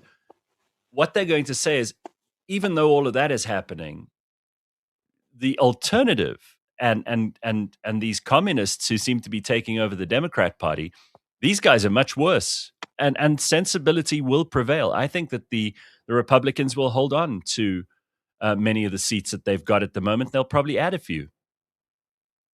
Well, I'm not disagreeing. Again, I'm not predicting the Republicans losing either the House or the Senate. I am saying that it has affected the election. That's let these Democratic Socialists rise, but that's in the crazy places. It's not going to happen in places like central Pennsylvania or Florida. Excuse me. Or Texas. It's not going to have a place like that. So it is going to have an impact on the election. But no, I don't think that they're going to lose because, as you said, the Democrats are unpopular. And I think that the canary in the coal mine was this race in Wisconsin for governor. I really think the Democrats are panicking now because she had a 22-point lead on this guy a month before the election when he entered it. And in less than a month, he destroyed her lead and won the election as a moderate Democrat, a Zell Miller, a Joe Lieberman Democrat, and he's a black guy to boot, so he's got it all going for him, so I think that is a better indicator of what's actually happening than the more recent, the ones we had in the recent past of primaries. But there will be hard-fought races. There will be a few incumbents that will probably fall because of what's been happening in Iran. But I think that the Republicans are likely to retain. In fact, until July 4th, I thought the Republicans were actually going to gain a few seats in the House because of the redistricting, which I also hold their issue and I have a problem with that. But I think that they're going to hold their ground in the House and they're not going to lose. They might even pick up a seat or two in the Senate. The Democrats think they're going to pick up a seat or two. So at the end of the day, Trump will not be a lame duck president. And even if he is, there's not a lot they can do except, start impeachment hearings against him. But that's going to be a distraction. Trump will continue the war. And hopefully, we just start bombing these people in the Stone Age because, this needs to end. Too many people. They killed 40,000 of their own people just a few months ago. Yeah. I mean, you're so right to give the context of 5 decades of this going on. And just because America didn't choose to act, now that they are, it's becoming an issue. Let's just talk about South African-American relations, because that's been a very hot potato since Cyril went to the Oval Office and was shamed in front of the whole world. And I don't know if you've met the American ambassador to South Africa, Brent Bozell, but what is the state of play there at the moment? I know that relations between Washington and Pretoria are kind of fraught. You would have some insight in this area as well. What can you tell us? Cyril went to the White House? I must have missed this. Ages ago. Yeah, it feels like like an age, but I think the memory of that has stung as well. And no one in the world, no human being wants to be humiliated. And essentially, what happened there, regardless of whether or not you agree with the issues that he brought up about farm killings and many of the other things, it was an embarrassing situation for our president, who sat there with a mouthful of teeth and had to be defended by captains of industry and golf players. And John Steenhuisen. Yeah, who's gone, who's no longer important. Not yet. He'll be shuffled off of some ambassadorial post that hasn't happened yet, but I'm sure we'll hear it announced sometime in the near future. Maybe he'll go to Tahiti as the ambassador. Oh, look, I did, of course, watch that. I was eating popcorn. I had 50,000 people watch my live broadcast for that day. It was embarrassing, but I say, that they all tried to say it was a setup. It wasn't a setup. They begged for that meeting. Trump rearranged his schedule to meet with Ramaphosa to deal with this issue. And when he showed up, he lied to President Trump. When they showed the crosses, the white crosses in Normandy where Glenn and Vita Rafferty were murdered, and those crosses represented people who had been killed on farms, not grave sites. That was a misstatement by Trump. His people write his notes better get smacked in the head. But it was, they represented actual people, and then the whole story got distorted. And the two things came out of that is that when I can't think of her name right now, the South African Annika Larson, I think her name is, she asked the question, President Trump, now that President Ramaphosa is here, do you still believe in a white genocide in South Africa? And his response, which no journalist has reported, a handful maybe, but not popular press, not the mainstream media, his response was, he paused, he leaned in with his hands clasped, and he said, I'm not convinced of that. That's what he said on white genocide. Yet they completely ignore that. So look, they weren't set up. If Trump wanted to set Ramaphosa up, there would have been videos of Ramaphosa saying stupid things about America and insulting Trump. But what he did is he used videos of Malema and Zuma, former members of the ANC, currently not in the party. So it actually was, I thought, kind of generous and kind. And that context is never spoken about either. He intentionally did not embarrass Ramaphosa, but Ramaphosa embarrassed him. Mr. President, have they told you where this is at? And there's, oh, come on, you never seen it. I was 9,000 miles away. I watched it unfold live when that funeral procession took place. And there's a big sign at the end. It said, Mr. Ramaphosa, everybody in South Africa saw that. I mean, people in Northwest Province that haven't had water in 3 years saw that. Give me a freaking break. So they embarrassed themselves. Okay. The state of relations. This is all by the ANC, an attempt since last year to say, well, it's all Trump. It's all Trump. It's nonsense. This breach in the relationship between the United States and South Africa began with the Rome Statute, Article 98 waiver, which South Africa initially refused to sign over 20 years ago, putting our service members who came here to do training exercises and assist the South African military and for the FIFA World Cup in 2010 at risk of being arrested erroneously by being here because they would not sign Article 98 waiver, which allows under the Rome Statute to exempt people from arresting people from other countries that might be considered for charges. That started it. Then the 70% tariffs against our poultry in violation of the World Trade Organization, the training of Chinese combat test pilots about NATO flying tactics by NATO pilots and Americans in South Africa, the shipping of our sensitive software and training systems to Beijing with the government's knowledge. The list goes on and on. I have talked about this. Well, I mean, there's another thing. There's another thing which people aren't talking about, and that is Iran's nuclear program. South Africa may have helped them. We know that the Iranians have been very involved in what used to be our old nuclear site of Pelindaba. It's now usually used for research purposes only. But we know that the Iranians may have had some of the uranium provided by us. And that should be a much bigger issue. I think we're toying with some dangerous foes here. If we make an enemy of Donald Trump and of the Americans in general, we're doing a very stupid thing. Well, on that note, I would be less worried about enriched uranium and more worried about the possibility of South African nuclear scientists rocking up in Tehran. Now, has South Africa, either government-sponsored or privately supported Iran's nuclear program? I can neither confirm nor deny that statement. I don't work for the government, but you can read what you want into my statement I just made. I can neither confirm nor deny that may have happened. I mean, do you think if that did happen, the U.S. government wouldn't know about it? Come on. Of course they would. This is a point that so many people just miss as well, is that, the big software companies that install every piece of technology, hard and software, onto your phone are all run in America. And if the US government has reason to believe that a certain person needs to be paid attention to in digital terms, they can figure out exactly what's going on anyone's phone. And all of our government ministers use their phones as their primary means of communication. That's what every human being does. These guys are on their phones the whole time. We can see, the Americans can see those WhatsApp conversations. They can see what's being posted. They can see all of this stuff. Well, I worked at the National Security Agency in a major program when I was there as Cyber Command was being established. I can neither confirm nor deny that the United States has the ability to do that. Yeah, but basically every time Fikile Mbalula sexts somebody, then, the guys in Washington know about it. Well, here's the other side of this, too. The South African government, to my knowledge, I could be wrong, I'll stand on correction, or sit on correction. My knowledge, I believe they use almost entirely Chinese technology for their servers, for their email servers, Huawei, and things like that. Do you think that Beijing doesn't have a hammerlock on every communication? Yeah. And so if you say something or do something that is not popular with Beijing, would you be surprised if Mr. Wang makes a phone call or shows up when you're having coffee with someone, in an upscale cafe in Cape Town or Pretoria? Mm-hmm. You shouldn't be surprised at all. When I was at the African Union, I told people, they would want to have a meeting and talk. We're not talking secrets. We're just talking about, how it help and assist, like with the Ebola crisis in Sierra Leone and Liberia, that mission, which we played a role in, but also other things like peacekeeping in Somalia. I would meet with officials and talk about that. And they want to meet at the African Union headquarters. I'm like, no, it's a lovely building, but we can't meet there. Why not? It's a private. It's not private. Every room has cameras. Every room has microphones. The Chinese installed all these. And I was told I was crazy. I didn't know what I was talking about. 2 years after I left the African Union, it was publicly exposed that the reason why no one goes to the top floor of the African Union building, only the Chinese technicians who are still there years after they built the building, is because they have the access and no one else, not even the secretary, can go up there. And they also had a ban outside by the entrance of the building, perfectly placed so they could observe people coming and going into the African Union, every person.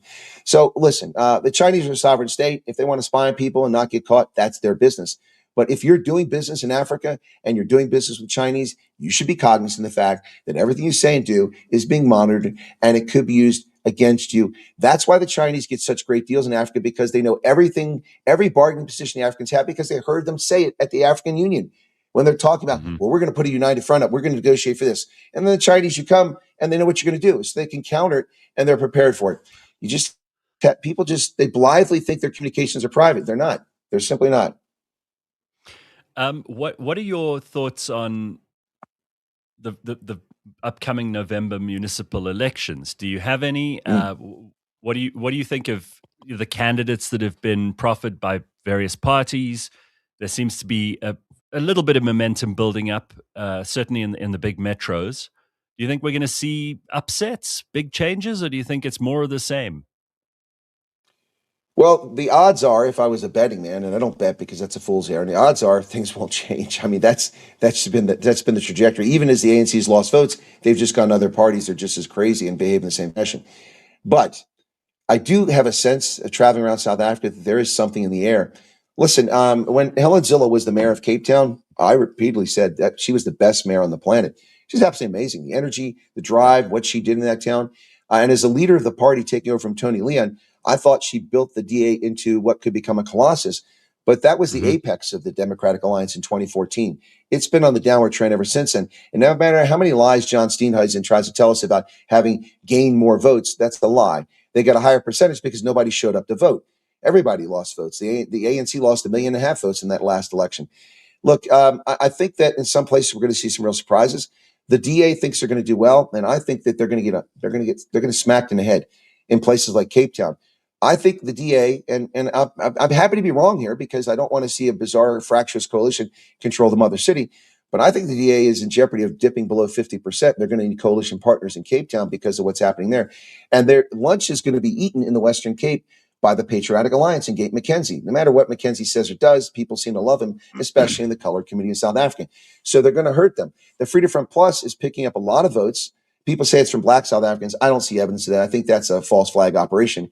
If it's great, I've been encouraging that party for years when Peter Groenewald was the leader, that they should go after Black voters because they're conservative. And so is the Freedom Front Plus. Just get past this nonsense of what Constantine Viljoen and what the party once was. It's not that anymore. But I think that we're going to see parties like the EFF disappear in KZN. They'll get virtually nothing in KZN. Their 9 or 7% is going to probably drop in many places, but they'll have places where they'll peak, where they'll do well. The ANC is going to do poorly. The DA will not do as well as they think they will. The Freedom Front Plus will do better. The IFP will likely gain significantly in KZN. And I think that the big winner in this is going to be Gate McKenzie's Patriotic Alliance. Herman Mashaba has said enough absolutely ridiculous, idiotic things on Twitter that people have begun to take notice. And I think that Action SA has ruined their chances of surging. They might do okay in Gauteng, but that's it. They're not going to do it anywhere else. They're not going to do anything. There's some fantastic candidates out there, though. Some really good candidates. In PE, the DA's got a great candidate standing. In, of course, Hermanus, where they're going to win, Clinton Lamb, a brilliant businessman and a fantastic human being, is going to be the next mayor there. So I think and of course, I think Helen, this is what I have to say about Helen Zilla, of course, who offered to come on my program a few years ago and hasn't been on yet. But anyway, not that I'm bitter about it. But I'll Helen, put in a good word, Chris. Don't worry. well, lots of people put a good word, but her moat dragons always keep her away from me. Anyway, but so Helen, I think she's courageous. I mean, she's a go-go. She's in her 70s now, and she's still got the energy. She's out there swimming in potholes, dove in the pothole. I love it. But she is like Peter Groenewald taking a poison chalice. I don't know how she can fix Joburg. It needs to be broken into multiple municipalities. I don't think it's manageable the way it is. She will make progress if she becomes the mayor. And if the polling from the Social Research Foundation is accurate, which it has been on many occasions, if it's accurate, the DA is way out in front. But 42% isn't enough. It has to be 51%. Otherwise, you have to make deals. And if people get angry and they don't get what they want, like what happened in PE when Athol Trollope was the mayor, then they break away from your coalition and the government collapses. The concept of having a parliamentary system at the local level is the dumbest thing since the concept of communism came along. Yeah. Say it again, because people need to understand how dumb that is. We should have individual candidates in wards that are elected by the people who live in that particular neighborhood, so that they know who their person is. That's how local government should work. It's ridiculous that it's the same system we use nationally. It's not just the corruption and kleptocracy and the ignorance, the arrogance, and the ineptitude that have caused the collapse of South African municipalities and its parastatals. Its municipalities have also been collapsed because parties use the municipal council for personal gain and privilege and party attention, not for service delivery to the people. There are exceptions. Athol Trollope. I've interviewed him many times. I'm not sure he's also a very good guy. The whole thing with Action to say that's where he's at. That's where he's at. But he was a brilliant mayor of that town, which was falling apart, was turned around in less than 9 months. And then the EFF, which in the coalition, betrayed it. And then the ANC took over again. The whole thing fell apart. Look, I mean, South Africans, listen, go to the polls. Yalla Leista. Go to the polls. Go to the polls and vote. And then if it doesn't work, then you can complain. But if you don't go vote, you don't need many votes in this election. Trust me, no one else is going to rock up. If you rock up, it'll make a difference. Also, I noticed in 2020 municipal elections that the Independent Electoral Commission had done some funky stuff and changed people's voting locations. I have people that have voted in the same polling station for over 40 years, and they were told they're not a voter there. They had to drive 50 kilometers somewhere else. Check your polling station before the election and make sure you're registered in the right place. All right? That's exactly right. And you know what? Again, you will get the government you deserve. Or worse, as you said at the beginning of this conversation, if you allow all the other people who have nothing better to do or are lazy or are paid by the party to go there, given a free T-shirt, then you'll be ruled by not only people that other people voted for, but by people who are idiots, who vote for the dumbest person they can. Yeah, and people who are in it for themselves. Listen, Gareth, the thing is about leadership is that there's a phrase, and I don't know if it came from faith or it came from military, where it came from, but it's a standard I live by: a servant leader. When you lead, you lead. Last night I had a meet and greet. We had 100 people rock up in Northcliffe, and I spoke for 4 hours. Walked around the room, engaged everybody, and people kept saying, "Sit down, relax." And afterwards, people were like, "Aren't you tired?" I'm like, "Yeah, I'm tired." But leaders lead. We do the things that have to be done. Well, if it's moral, right, and just, we do what has to be done so that the message gets across, so that things improve. And that's what South Africa needs: servant leaders. I think Athol Trollope, I'm not here to promote Athol Trollope, but I think that guy's a servant leader. And Helen Zilla in her heart probably is too. I mean, I think she's like that. There are some really good people here, and there's great people in a lot of parties. But the problem is that when the parties pick the candidates, you don't really get to know the candidates because they're campaigning for the party, not for themselves getting office and what they're going to do for you. And I hope that South Africans begin to take control of their government, because you're getting the government that you voted for, or more likely, you didn't vote for. A lot of people commenting on your magnificent beard. How much maintenance and grooming does that require on a daily basis? There's no beard oil, and I brush it once in the morning, and that's it. I trim it periodically. Of course, I grew the beard because of COVID. So during COVID, I'd been in Japan for the Rugby World Cup the last month. Active service. I actually went on terminal And then from one day to the next, October 1st, I was now on my military ID card. So I was in Japan, and we had Typhoon Hagibis, which cost me one of my games, my 18 games I was attending. I couldn't go to it because it was canceled. I couldn't shave for a couple of days because I was rushing from hotel to hotel in the rain. And then I came back to the States, and I had this George Clooney look. I went to the Army War College because I hadn't got paid my retirement check. I'm like, hey, where's my money? Show me the money. I haven't been paid. And they're like, in the end, somebody transcribed my bank account, which the Army's had for 40 years, and left one number off my bank account. So it was a fictitious bank account. That's why I didn't get paid my retirement pay. Anyway, yeah. And so it's meatheads. It isn't done electronically. The active force is electronic, but the retired force, it's anyway. So I had to go take care of that. And people were like, hey, that's a nice beard. And then my mother had cancer. So I drove to Ohio to visit her, and being respectful, I shaved, was clean shaven to see my mother. And then I came back, and I hadn't got paid the next month, 2 months in a row. I'm like, where is my money? And when I went back, I visited some colleagues at the War College, and I didn't have the beard. Like, where's your beard? It looked really good. So I started growing it. Then boom, the COVID scam started. And I said, I'll cut it when they start acting like adults. During the COVID scam, my beard reached my navel.